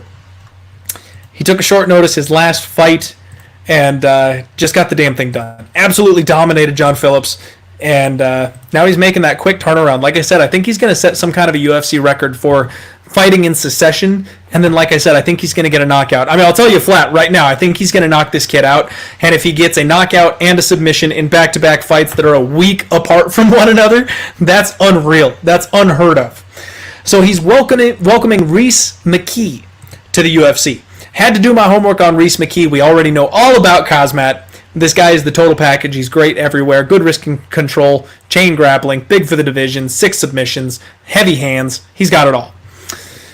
Reese Mckee is 10-2, and he's a solid prospect himself. So I don't want to disrespect Reese Mckee because the kid's legit. He's a solid Muay Thai stylist. He comes to us from Cage Warriors, which is a great prospect, great organization to come to the UFC out of. He's a natural 170-pounder, though. And that's, I think, where Khamzat is coming down to for this fight. He took that short notice fight up at... Oh, you know what? Actually, I apologize. Khamzat's a 185er. He's a 185er, I think. Am I saying that right? I think this fight is happening at... Is it happening at 185 or 170? My sources are mixing me up here. I apologize. Because John Phillips was 185. And I know Khamzat took the late notice. I think this fight's happening at 170, folks. Sorry about that. Let me verify. Head on over to Tapology here. Shout out to Tapology. Okay, yes, 170. This fight's happening at 170. So he's going to be at his normal weight class, his home at 170, where I expect him to look like an absolute monster compared to most people because he was bigger than Phillips at 185. And Reese, let's get back to Reese. Just so you all know, he has a surprising amount of amateur experience. He has 10 amateur fights. 10 amateur fights. And he has been knocked out twice and submitted during that amateur career. One of his professional losses has also come by knockout. This kid, Skeletor, is a little bit chinny. And I know a lot of people maybe don't want to hear that. I know we're trying not to disrespect him here. But if you give him those 10 amateur fights on his record, he's got 22 fights, which is a lot. And he's got 3 knockout losses, 1 submission loss, and 1 decision loss. Nothing to sneeze at, I guess. But if you get knocked out that many times and then you head into the fight against a guy like Chimaev, I'm sorry, I just don't see that happening. He's so hittable. He's got big knees, big elbows in the clinch. He does good work in the clinch. Good leg kicks. If he can keep his range, he's extremely dangerous from that. He wings big punches, but he's very, very counterable. He ducks his head. This kid can get hit. He can absolutely get hit. He reminds me kind of Nico Price. He's an offense-only kill or be killed type of fighter, and I think he's just going to get blasted by our boy Chimaev, and so does everybody else. Chimaev is minus 1,100. That's right. Our boy is 11-1 here. Talk about bridge jumping prices. Ryan McKee's comeback is plus 170. So if you do like McKee, if you think the line is a little much, take a flyer on McKee at 7-1. Can't talk you out of that. The over-under 1.5 is set at minus 195 to the under. And that's the only way that I really would be looking. I don't want to pay 2-1 on that under, but at the same time, I think Chimaev gets it done, and I think he gets it done relatively early. The only other angle I can kind of think of is maybe betting rounds 2 and 3. Those aren't out yet, but when the props do come out, maybe do a smaller bet on Chimaev in round 2, a smaller bet on Chimaev in round 3, where the odds are a little bit better, because let's be real, everybody's expecting to have him win in round 1. Well, we saw Phillips get to round 2. We saw Phillips get to round 2. If Ryan McKee is able to survive round 1 and get to round 2, there might be some value there. So unfortunately, I would love to make money on this kid, but this is a fireball and popcorn fight. Folks, I've got to pass here. We got to just let this one go. I'm going to sit back, relax, do another shot, and watch Chimaev beat some ass. Next fight up, Alex Cowboy Oliveira coming in here against Peter Sobotta. And this is a fun fight. I'm intrigued by this one, interested in this one, and very, very tempted to put a bet down on this one. Alex Cowboy Oliveira is 20-8, has a ton of experience, but Peter Sobotta can match him on the other side of this thing. He is 17-6. These guys both know what they are doing in there. Alex is an offensive machine. He's an offensive grappler, big ground and pound, loves to get into a brawl. But he does kind of seem to be slowing down. He's 1-3 in his last 4. He's dropped a couple of decisions. He won a split against Max Griffin most recently. Really close, hairy fight. And he got submitted by Gunnar Nelson. He is a showstopper. He's a guy that could go on a 5-fight losing streak, and the UFC will keep him around because he's just so damn entertaining. Peter Sobotta, high-level Brazilian Jiu-Jitsu black belt, making his comeback here. We haven't seen him since 2018. Now, he did get mauled by Leon Edwards, but at that point we really didn't know who Leon Edwards was, and he got TKO'd there. It was kind of a cut and a ground and pound stoppage, not like a flat, looking up at the lights, gone, completely eyes rolled back type of knockout. It wasn't like that, but he did get stopped. He was deep in the fight, last seconds of round 3 that it got called off here, and he got TKO'd by Kyle Noak a while ago, but before that, pretty solid, not so bad. And let's see here. Extremely dangerous on the ground. He's one of these guys that if you take him down, you're in danger. So we got to worry about Alex Oliveira's game plan there because he likes to take people to the ground. He's got a great jab on the feet. He cuts good angles. His boxing is sharp. Good, sharp boxing. He attacks in combinations. Excellent head movement. And his timing on his level changes is pure chef kiss. He's super, super, super strong when he gets in on your double legs. Good double legs. And he's another one of these guys that just transitions to the back extremely well. So if he gets anywhere near the outside of your leg, he will flip to the back and go for that rear naked choke. 10 wins by submission. He's low-key chinny, though. Like I said, I know he's been knocked out by Kyle Noak and Leon Edwards. Nothing to be ashamed of. Nothing to write home about there. So, okay, he got knocked out by those guys. But he gets hurt a lot. He gets rocked a lot in fights. And that's what's kind of got me worried here. Alex Oliveira packs a punch. And even though I think he's not going to be safe on the ground, if Peter Sobotta is the one, he's going to have that submission offense once they hit the mat. But at the same time, if he gets hit with a couple of decent shots, Cowboy could get a solid bounce back ground and pound TKO here. And the fact that Sobotta's been gone for a couple of years has me a little concerned. He had an injury, from what I understand. It was an elbow infection. And so nothing that's something we should be concerned with, right? Like it wasn't a knee replacement, or not a replacement, sorry, he wouldn't be fighting. But you know what I mean? It wasn't like a really bad, serious injury that was a problem for him. It was an infection in his elbow that kept him out. So maybe that was enough time for him to rest up and recover. You know, these people that are kind of chinny, when you see them fighting with regularity and continuously taking damage, some time on the shelf really helps that. So that chin might not be an issue. Right now, Alex Oliveira is a minus 170 favorite with the comeback on Peter Sobotta, plus 150, and I'm really looking at the dog here, folks. Haven't pulled the trigger yet. This is not an official bet, but I'm definitely looking at betting the dog in this spot. I think he can choke out Oliveira. We saw Gunnar Nelson do it. Oliveira is probably going to volunteer to take this thing to the ground at some point. I think that he can get reversed. I think he can get swept. I think he can give up his neck. And he gasses out as well. He's one of these guys that goes hard, and he hasn't been looking very good as of late. He's an exciting fighter, but I don't know how much his heart is into it. He's just kind of, I don't want to say he's showing up for a paycheck, because he's a violent fighter. He goes out there to win every single time. But at the same time, I feel like this is just the norm, right? He knows he's one of these mid-tier guys. He knows he's not fighting for a belt. He's not going for the upper echelon. He's just coming in for some fun fights. Whereas I think Peter Sobotta is coming back looking for some vengeance. I think Peter Sobotta is coming back looking to make a statement, to remind the world who he is, that he exists. He's still here. He's 33 years old, though, so I don't know. It's kind of a sketchy spot. I like Peter Sobotta. We'll see how much money comes in on Oliveira. If that line gets a little too wide, then I'm going to go ahead and hit it. If I get a little antsy and my trigger finger's itchy, I still might hit it anyway. The other option, I would be looking at maybe an under 2.5, where this fight doesn't go the distance. If you want to hear more on my reads on the totals, be sure to tune in Odds HQ a little later this week, because I do a show called Total Madness where we break down every single fight, going over and under on the totals instead of just picking a fighter to win, and we find some sneaky value there sometimes. Hold, please. Your boy's been talking fast. Been going hard. Had to get a little liquid there. We've been live for about an hour and 20 minutes, and can you believe it? We're still not to the main event. Sobotta by submission. That's my prediction. All right, our next fight here is Paul the Bear Jew Craig and Gadzhimurad Antigulov. There we go. Got through it. We survived it. Now, some of you may have been with me long enough to know that I got a weakness for some Bear Jew. I love me some Paul Craig. This guy does the Braveheart paints his face up all purple coming out for the weigh-ins. He's intense. He's got that stare down locked up. He's mean. I think he's a math teacher. This guy is just an animal. I love Paul Craig.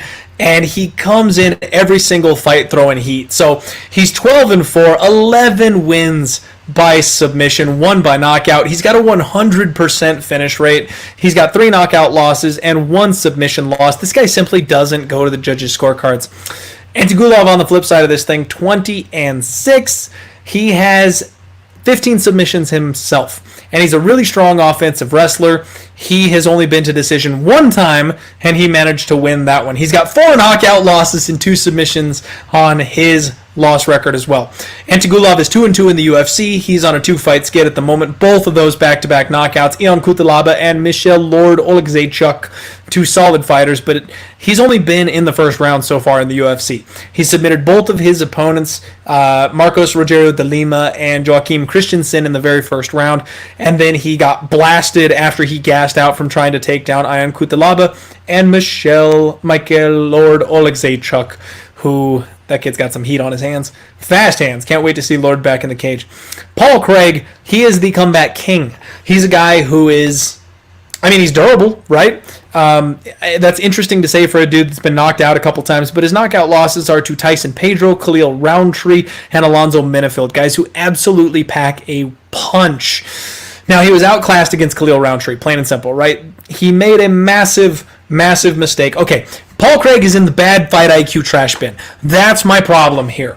I can't bet the guy anymore. I've lost too much money trying. He had a gigantic submission, fluky comeback win over Magomed Ankalaev. You can't count this guy out. Even till the last second of the fight, he can snap your arm off, he can sweep you and grab your neck. His Brazilian Jiu-Jitsu is awesome. Subbed out Kennedy Njoku, subbed out Magomed Ankalaev, subbed out Vinicius Moreira, which, I mean, Moreira is not really anything to write home about, but he's a submission fighter himself, so the fact that he got submitted rather than knocked out there, that says a little bit something. Paul Craig's Brazilian Jiu-Jitsu skills are on point. And the question here for me is, how is he going to handle the wrestling of Antigulov? Because in Paul Craig's last fight against Mauricio Shogun Rua, he got himself a split draw because he dominated that first round. I don't know how Shogun survived round one against Paul Craig. He was basically out on his feet, but somehow Paul Craig wasn't able to get the finish, and then Mauricio Shogun was able to go back to that old school wrestling and put him on his back and just control him there. Paul Craig accepts bottom position, folks. He's a fighter I'm extremely familiar with. I love this guy. If you give me 2-1 on Paul Craig, I'll bet him against anybody in the world. I promise you that. But he's a pick'em here, and now he's even a slight favorite. He's the -115 favorite over Antigulov, coming back at -105, and you don't trust this guy as a favorite. You can't. And if he can't finish Mauricio Shogun, who is ancient and at the end of his career, and somehow manages to scrape together some durability, I don't know how you expect him to finish a guy like Antigulov. So here's the picture. Here's how it goes, right? Antigulov is a sellout wrestler type. If he gets you down on the mat, he's got good top pressure. Good submission game himself. If you force him to scramble, he can give up positions. So there's the path to victory for Paul Craig. If Paul Craig scrambles, or if he defends the takedowns, he can get the submission and maybe even the knockout here. However, Paul Craig accepts bottom position because he trusts in that Brazilian Jiu-Jitsu game too much. He loves it so much, he's so high level, he's so sharp, he trusts it, and he will die by that sword. Antigulov can grind this guy out. If Antigulov can keep his chin safe for the first 30 seconds of each round, he can put Paul Craig on his back, and I have yet to see evidence that Paul Craig will defend a takedown properly or work back to his feet.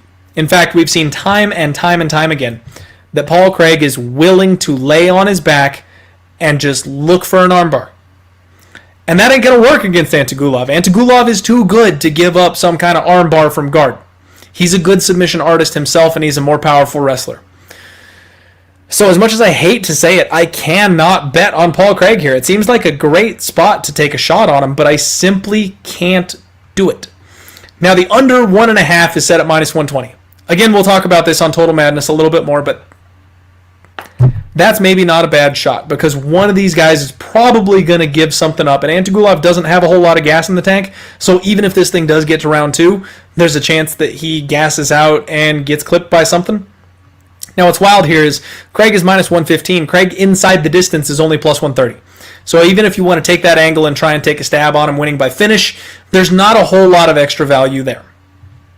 Craig wins by decision is +520, which is a little unreal because, yeah, let's be honest, he just doesn't do that.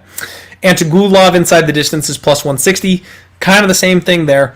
The thing that honestly kind of interests me here would be the fight going to decision at +250. Or Antigulov by decision at +460. To me, those lines are a little bit out of control. I've seen Paul Craig be controlled on the mat until he got to the judges' scorecards before, and I'm honestly afraid that it can happen again here. Realistically, this is probably just a fireball and popcorn fight, folks. I'm going to go ahead and do another shot. I'm going to sit my ass on the couch and hopefully be counting some money by this point in the night, and maybe put a fun little flyer on Paul Craig, $5-10, no big deal, just something for a sweat to support my boy. But yeah, I can't pull the trigger here. Unfortunately, I would love to. But again, like I said, that last loss to Shogun, that says everything you need to know. If he can't get that finish in the first round, there's a chance he's not going to get the finish at all. And yes, my boy, yes, Asher D, there's a lot of fapping on this card because there's a lot of untrustworthy fighters on this card, and there is also a lot of there's just a lot of fights. We can't bet all of them, right? That's a mistake. Let's see here. Yeah, Craig by TKO. Souls over 1.5 at plus 100. That is not a bad look. I don't mind that at all. Gabe, yep, $10 for a sweat. Hey, man, when you're a degenerate, you drop that unit size to that microscopic level and just enjoy it a little bit. Get that little zing of dopamine. You know what I'm talking about. All right. Moving on. Carla Esparza taking on Marina Rodriguez. Maybe one of the toughest fights on this card to pick. And Greco-Nero, at this point, no. I know Bellator's got a Friday show. I will do what I can to try and research it a little bit. I don't have lines at this point. And honestly, I've got a lot of work to do on this card for the rest of the week. So if I get time to do Bellator, I will take a look and let you know. Carla Esparza and Marina Rodriguez. This one's weird. This one's so weird. So, Carla Esparza, 17-6-0, former UFC champion. Now she's in this weird middle zone where she can't quite get back to the strap. Strong offensive wrestler, very improved striking, being on the feet. She's done a lot of work. Her hands are getting better. Her movement's better. She circles well. Good knees in the clinch. Really strong gas tank. Does well all the way throughout the fight. Marina Rodriguez, 12-0, undefeated prospect. Brazilian Jiu-Jitsu purple belt, knows how to use that length. She fights exceptionally long, knows how to put that to use. She's going to have a nice height and reach advantage here. Big knees and elbows in the clinch. She does excellent work in the clinch. And she manages she manages the distance very, very well. She does good at range. However, she has struggled in the grappling department. In fact, she is 12-0-2. She has 2 draws on her records, folks. Those draws come from Randa Marcos and Cynthia Calvillo. 2 solid grapplers. Especially in the Cynthia Calvillo fight, she had that unreal 10-8 comeback to force that thing to a draw. That's such a fun fight. Absolute control for 2 rounds and then a huge 3rd round. Damn near got the finish by Cynthia to come back and force that thing to the judges' scorecards. But Rodriguez gives up takedowns. And that's really all this fight comes down to for me. I want to bet Carla so badly here because she is taking this thing seriously. Now the question is, where do we rate her? Now MMA fight math doesn't work, right? We know if fighter A beats fighter B, that doesn't mean that they'll beat fighter C. So just because Marina Rodriguez has draws to Randa Marcos and has a draw with Cynthia Calvillo, that doesn't mean Carla Esparza is going to be able to do exactly what they were able to do, but it kind of does in this case, because the only people Rodriguez is struggling with are those pure grappler types, and if Carla goes back to those roots, she could put up some serious trouble here for Marina Rodriguez, especially because of the fact that Carla Esparza's hands have gotten so much better recently. And I'm going to show you this picture here. I'm going to pull up Carla's Instagram. Check this bad boy out. Oh, you can't see it because of my chair. Carla's in shape, bro. Esparza is in serious shape. I wish I could move this window. Instagram only pops it up like right smack in the center of my screen, so I'm sorry you can't see it very well. But Carla is in some serious shape right now. I think she knows what needs to be done here. I don't think I've seen her, physically speaking, look this good in a while. The thing that concerns me is the distance. The fact that Marina Rodriguez has been able to do so well keeping her opponents at range, and Carla Esparza seems to have kind of fallen in love with her striking. I know Michelle Waterson is dangerous on the mat, but she decided to stand and strike with her almost for the entirety of that fight. So I'm concerned if Carla feels like she can stand and bang with Esparza, then that's just going to be a bad, bad night at the office. But if she knows what she needs to do, if she comes in grappling heavy, Esparza is incredibly live here. So that's where I'm struggling. That's where I'm at. I really, really kind of want to... I want to bet Carla. She's plus 145. And we've got a minus 170 favorite right now on Marina Rodriguez. So I'm just going to kind of sit tight. I'm going to see what happens over the next couple of days. Neil, don't forget, Clint, we always go with the ugly chick. Who is it in this case? That's a betting angle I never should have given you, people. I slipped up saying that one. And you know what? Beauty is in the eye of the beholder, my friend. So in this particular case, I'm not sure which one is the ugly one.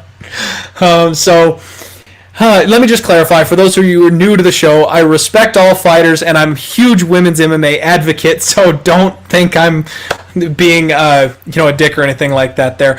That was an old school angle when women's MMA was first getting started, and there were not really any lookers in women's MMA. There were one or two. I mean, we had Ronda Rousey, and then there was why am I blanking on her name? Shoot. Just like the OG of women's MMA, and it starts with a C. And it is, I had it! You guys are watching a brain fart live on camera right now. Anyway, there were very, very few attractive women back in the day, and the ugly ones were the ones that were just rough around the edges, man. They were the ones that knew how to fight. They weren't pretty. They didn't have anything gifted to them. They worked. Gina Carano. Thank you, Bob. My man right there. Gina Carano. So my whole angle was like, hey, if the UFC is pushing this gorgeous girl, she doesn't necessarily have the credentials to be in the UFC, and some of these women who are grinders, who are rough, who have scars, those are the ones who know how to fight. So that's where I got the bet the ugly one angle, and it's not so true anymore because so many, women's MMA has exponentially grown, and we get these women now. So many of them are extremely attractive, and it's just getting more and more mainstream, I guess you could say. So that angle doesn't hold water anymore, but I did go ahead and throw that nugget out on last week's podcast, and I think I'm gonna pay for that one for a while. Brent, thank you very much, my friend. I appreciate it. So anyway, that's it. Let's go ahead and wrap this one up. I'm leaning Carla Esparza. I'm very, very curious on this one. I might take that shot. I really like to side with grapplers in these kind of contests. The only thing that scares me, again, is my angle on the volume. I know that right now in Abu Dhabi, they are valuing the volume. So if Marina Rodriguez is able to just keep up a pace and stay outside, if Carla's not able to secure the takedowns and do anything with them, then Marina Rodriguez is going to coast her way to a 3-round decision. So I'm not sure if there is enough value on that line. I'm not sure if it's off enough for me to go ahead and take that stab. So Marina Rodriguez averages 5.6 significant strikes per minute. That's huge. And Carla Esparza averages 2.3 significant strikes per minute and absorbs 2.8. So she has just been outworked by everybody that she's fought in the UFC so far, and she runs even with her opponents when it comes to the striking.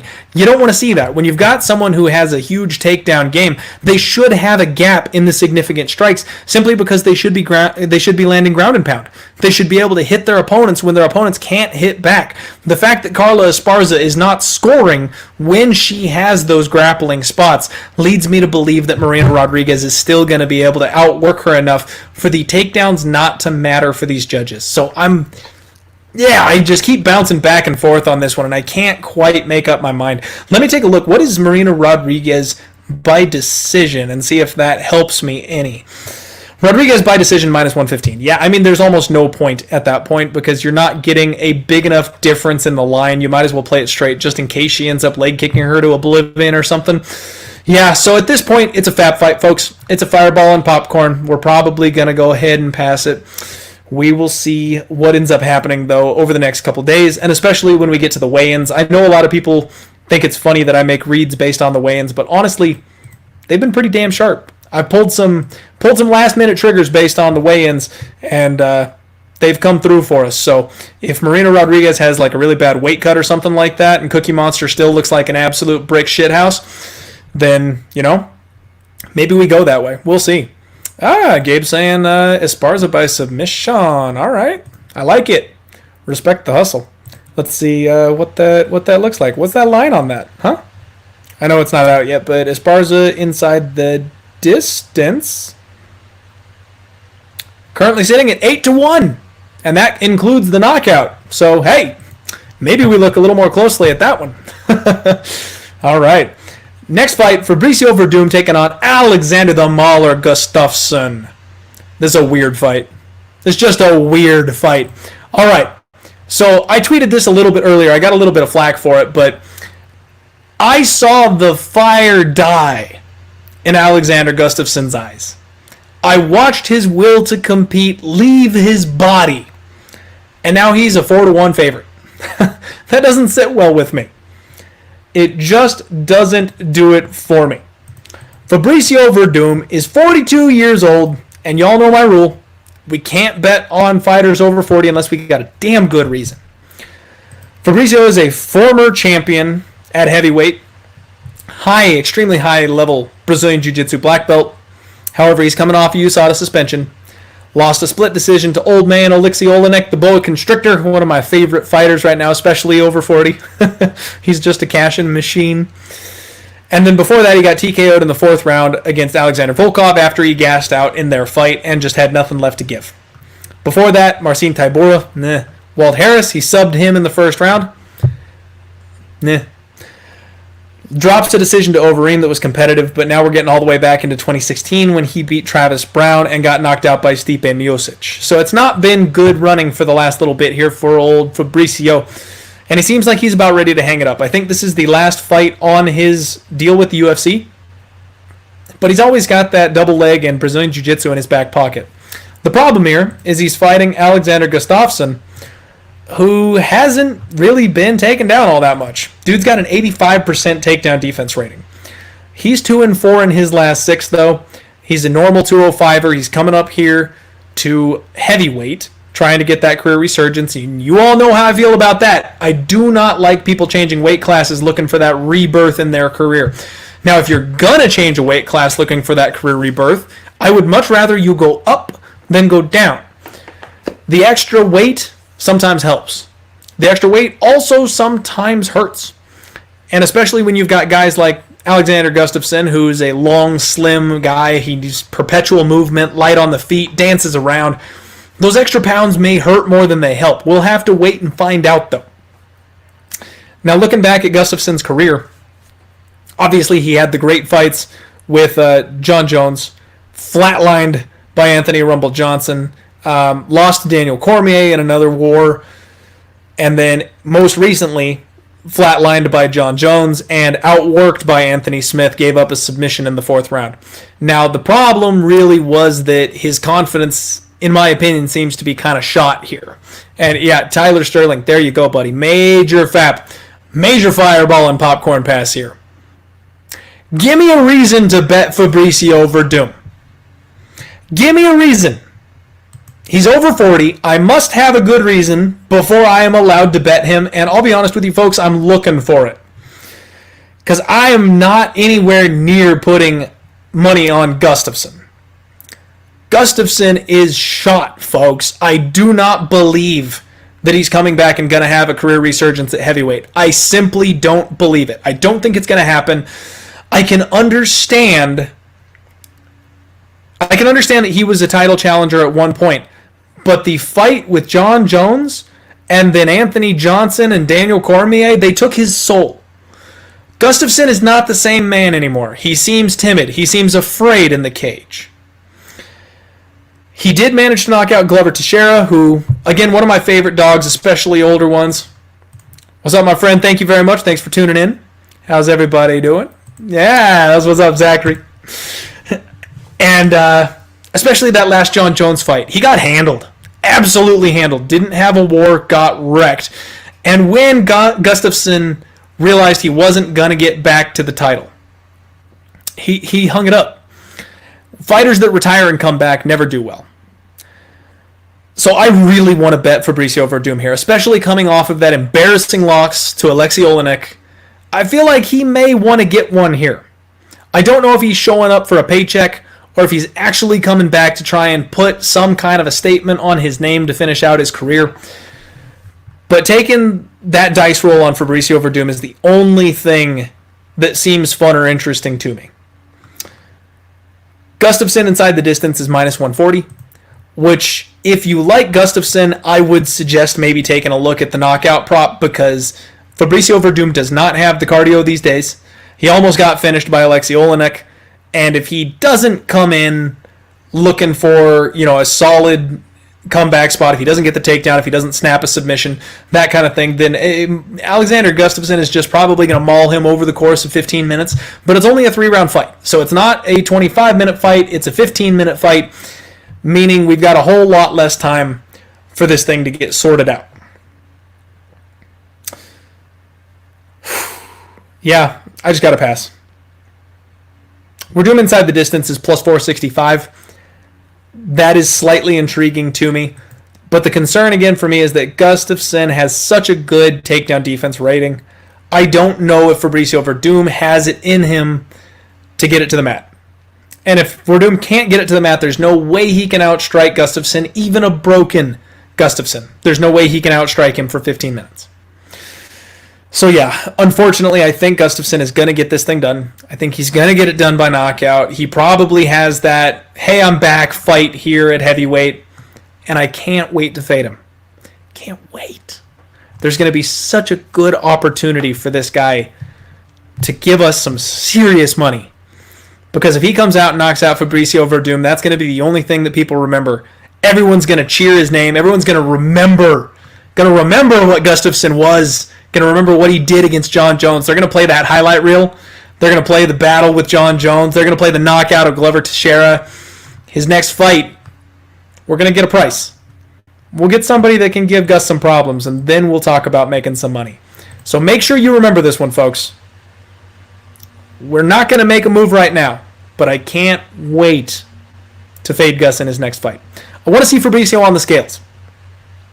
If Werdum is in shape, if he's not flabby, if he looks like he's taken the last couple of weeks seriously since his last fight with Olenek, I don't know. But I think it's Gustafsson inside the distance, and I might be overthinking this one. This might be a spot where we can just lay that minus 125 on Gus by knockout and call it a day. We'll see. Keep an eye out at Die Hard MMA Pod on Twitter, and make sure you hit the subscribe button here at Odds HQ, and give them a follow at Odds110 over on Twitter so you see the announcements of all the fights and all the other sports and stuff that are coming back, because hockey's back, folks. You may not believe it, but your boy's a hockey fan. Can't wait for hockey to come back. I bet hockey like a degenerate, but don't tail me when I bet hockey because I suck. I will lose you money. Co-main event. Is this the co-main event? Holy crap, this is the co-main event. The geriatric special. Winner of this fight gets a new hip. We have got Mauricio Shogun Rua taking on Antonio Rogerio Nogueira for, unless I'm mistaken, the third fight. Nick, my friend, no, but I'm an adopted Canadian. I have many Canadian friends, and I'm in love with Jillian Robertson. And I bet almost exclusively Canadian fighters. You know how I back Bozer, I like Kyle Monster Nelson, so no, I'm not Canadian, but I hope you will adopt me. We've got a rubber match here. I know Mauricio Shogun Rua won the first two. Come back on Nogueira here. Looking for some salvation late in his career.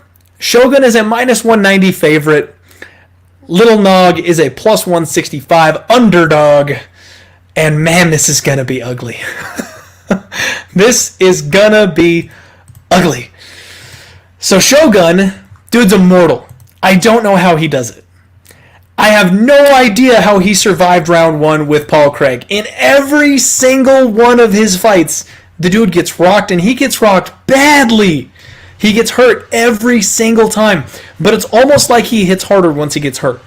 It's like the muscle memory inside Shogun. It's a switch that flips. And he fires harder than ever as soon as he's been rocked. He has no concept of defense. It's just fire back with more offense. And I don't know how his chin has held up to this point, but somehow it has. He's 38 years old. Nog is 44. So again, we got to remember our rule. Can't bet on fighters over 40 unless we have a damn good reason. And this light is just too tight. Because trust me, I would love to take Little Nog.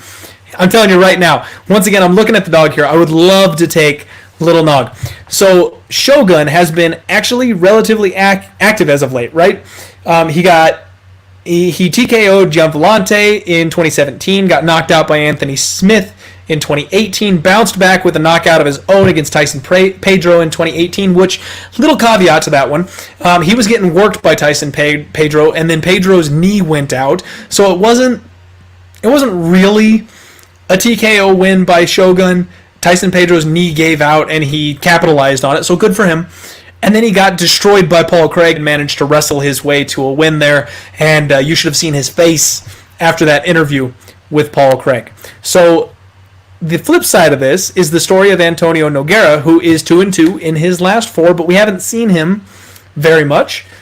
Last time we saw him out was in 2019. He fought Ryan Superman Spann, which Spann is a freak athlete with some big bombs, and he got dropped in a hurry.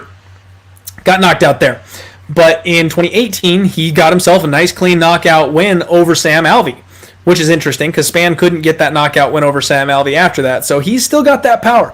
Nog still has that power.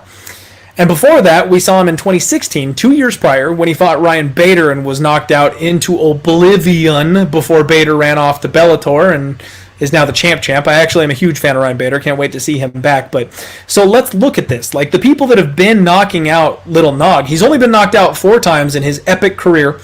Anthony Rebel Johnson, Ryan Bader, Ryan Spann, and then you got to go all the way back to 2007 when he was knocked out. So only super young explosive power punchers have been the ones knocking out Nogueira. Now you can't expect his durability to really get better at this age. But the fact that we haven't seen him very much, and Shogun is fresh off an ass beating, I kind of want to bet Nogueira. This is totally a pass fight, folks. I want to bet Nogueira. I think he's getting a little disrespected here. The landslide coming against him on Shogun. I think the power of Nog is still there, and from what I've seen from Shogun, that durability is going to give out eventually. But really, the only way I can look here is like the under.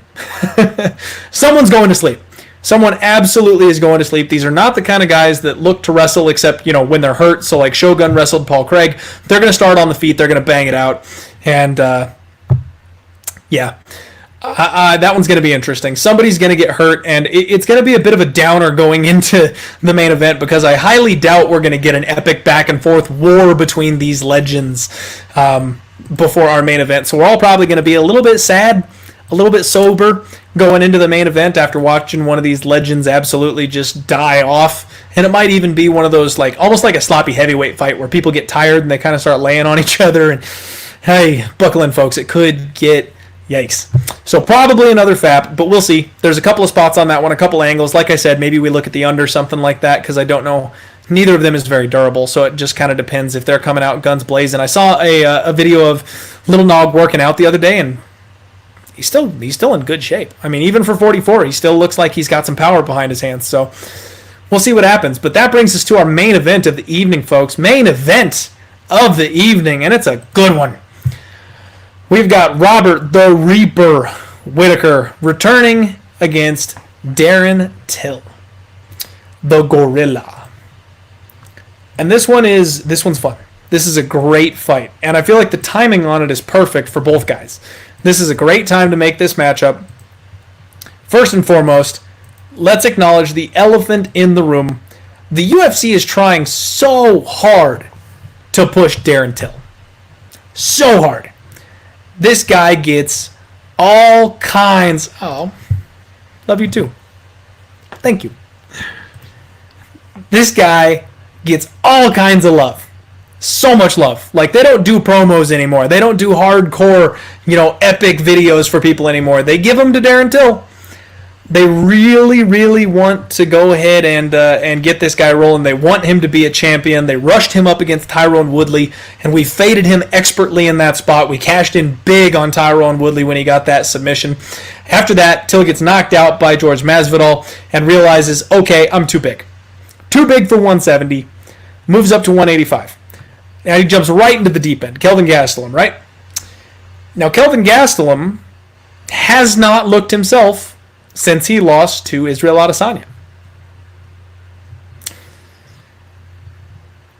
And he had serious moments in that fight where he was completely controlling Darren Till, who is the much, much bigger man. In fact, Kelvin Gastelum outlanded Darren Till 40 significant strikes to 36. It was a split decision, and if you ask me, folks, Darren Till lost that fight. What's up, Flash? Go right ahead. Type your question in. And Gabe nailed it on the head. Problem with Robert is his chin. Well, let's look at that. Robert Whittaker is on just an incredible run. He has the two 25-minute wars with Yoel Romero, which don't have any idea how he survived those two battles. And I actually scored the rematch for Yoel Romero. It was a split decision win for Robert Whittaker. I scored it for Yoel, but it was close. I understand. Then he gets knocked out by Israel Adesanya. Robert has taken a boatload of damage recently. He got knocked out by Whittaker in October of 2019, and we talk about how we want people to take a certain amount of time off between fights, and he's taken about that time. I always want people to take about 9 months to a year off after a bad knockout. So he's taken about 9 months off, and now he's coming back against an opponent who is extremely knockout or bust. Darren Till averages 2.41 significant strikes per minute. He absorbs 3.03. Over the course of his UFC career, he has been outlanded by the majority of his opponents. I think Darren Till arguably lost the fight with Stephen Wonderboy Thompson. He knocked out Cerrone, who is a career 155er, and was at the end of his career as well. He got knocked out by George Masvidal, who I know is a fan favorite and has had a resurgence and looks like he belongs at 170 now, but also was a career 155er. He couldn't hang with Tyron Woodley. And that's about it. His best win is a split decision win over a broken Kelvin Gastelum. That's Darren Till's claim to fame, and they are still trying to get him to a title. Robert Whittaker averages 4.77 significant strikes per minute. He only absorbs 3.7. So even with those wars that he has been in, he's still outlanding his opponents by a full significant strike per minute. That's impressive. And remember, in Abu Dhabi, they are scoring volume. If Till doesn't knock Whittaker out in this fight, I don't know how he wins it. I don't think Robert is busted. I think his fight with Israel Adesanya is a special talent. Israel Adesanya had a massive reach advantage. He uses it extremely well, and he's one of the best counter punchers we have ever seen. So he came in with an absolutely excellent game plan, knowing to counter the blitz attacks of Bobby Knuckles. And he landed pinpoint on the jaw every single time. I don't think that that's a game plan that Darren Till can replicate. I know Darren Till likes to counter-strike himself, but I also think that Robert Whittaker is smart enough to change his style and not rely so heavily on the blitz attacks to open himself up. He's learned that people have kind of caught on to him at this point. He's not an old man. He's only 29 years old, still very much in the prime of his life. So I think Robert can make the adjustments needed to come in here and have a good performance. On top of that, Till relies on being the bigger, stronger man in all of his fights. Whittaker is going to stand toe-to-toe with this guy. Whittaker is 6 foot. Darren Till is 6 foot. Till has a 74-inch reach. Whittaker has a 73-inch reach. There's a 1-inch reach advantage. This is maybe one of the first times in Darren Till's career that he's going to fight a fighter that can match him size for size. Now, I know some of the people he's fought, like Cowboy, like Masvidal, they can compare the reach, but there's no way they can compare the physicality. Those are guys that went down to 155 throughout their careers. They were smaller, they were skinny. Darren Till is thick. He's a big boy. Well, so is Robert Whittaker. And if you're telling me that Kelvin Gastelum, who belongs at 170, can push Darren Till up against the cage and control him for 15 minutes at a time, I think Robert Whittaker can do that too. Robert Whittaker also has highly underrated grappling. He's an extremely well-rounded fighter, and we just don't see it much. I think Robert Whittaker is going to be a mixed martial artist in this fight. I think he's going to rough Till up against the fence. I think he'll be able to outstrike him on the feet. And unless Till lands that knockout bomb, which don't get me wrong, he can. It's what he does. I just think everything is stacked to Robert Whittaker's side. If he can just keep his chin safe, he should have this thing in the bag and relatively easily. I have Robert Whittaker. I paid -120 for it. And I think he wins this fight, folks. I think Robert Whittaker is able to get Till out of here. And I think whether he does it inside the distance or dominates it for a full 25, I think Whittaker can get this done. I have faith in the man. And I'll be honest with you, I have never been sold on Darren Till. He's been rushed up to the top not once but twice now. They are trying to get him to the top of the division. He's just never been ready for it. I think he's going to get destroyed. If he gets by Whittaker here, I think he's going to get wrecked by the upper echelon at 185. He just doesn't impress me. Maybe I'll eat those words. Maybe I'll pay for saying that. But I absolutely think Whittaker has every tool he needs to win this fight. And because of that, he's the better fighter. I'm going to bet him to win it. It's a pick'em. It's dangerous. But if Robert Whittaker had a chin, he'd be a -200 favorite here. If his durability is on, he'd be a -200 favorite. The only question is that durability. And that'll do it, folks. That'll do it. There is your UFC Fight Island 3 breakdown, complete with predictions and bets by your boy Clint with the Die Hard MMA podcast. I have Piani Kinzad at -135. I'm taking the shot on Mike Grundy at +185 because I believe that line is way too wide. And even if we lose that one, I think it's going to be a split decision, so I will flip that coin. I got Jai Herbert at +145. We have Robert Whittaker at -120. There's a lot of fights on this card, so there's a whole bunch of opportunities for me to add more bets. Follow me over at Die Hard MMA Pod on Twitter. I will tweet them out as soon as I make any plays, and I love interacting with you guys. So if you have any questions or anything like that, feel free to tweet at me. I try to be as active on there as possible. As the show grows, it gets harder and harder to interact with people individually, though, so forgive me if I miss your tweet. I promise you I'm not ignoring you.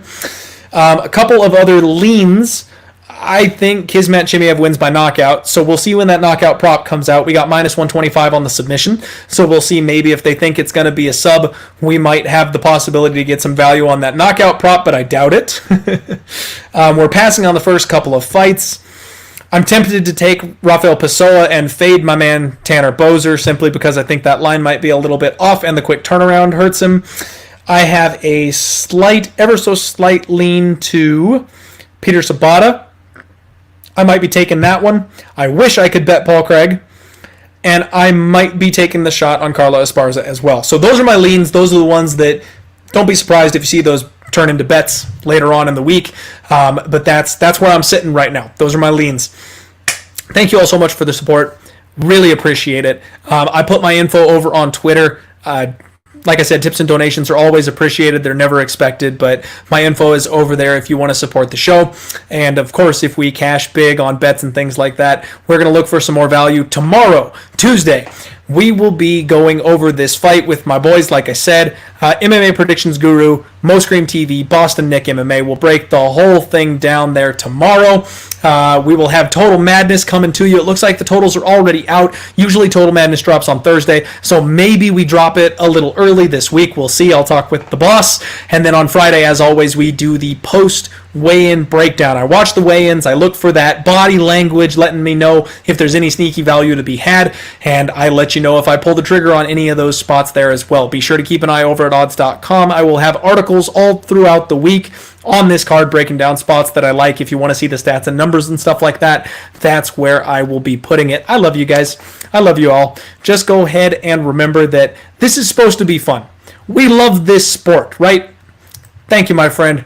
Thank you for tuning in all the way from Brazil. We love MMA. That's what we're here for. It's the best sport in the world, and we get to gamble and potentially try to make some money on it. So try to keep that in mind.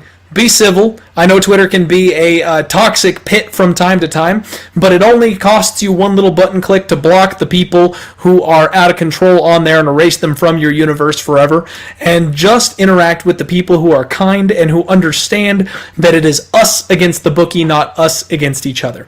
I know a lot of people are struggling out there, and we are blessed, absolutely blessed, to have a community here that we've built at odds.com and friendly people that take care of one another. We are blessed to have MMA. Thank you, Uncle Dana, for keeping us sports bettors and sports lovers busy the last couple of weeks, because without them, there would be a whole lot less to look forward to. Make sure you wear your mask, please. Be civil and social with everybody. Spread the love if you can. Call your mom.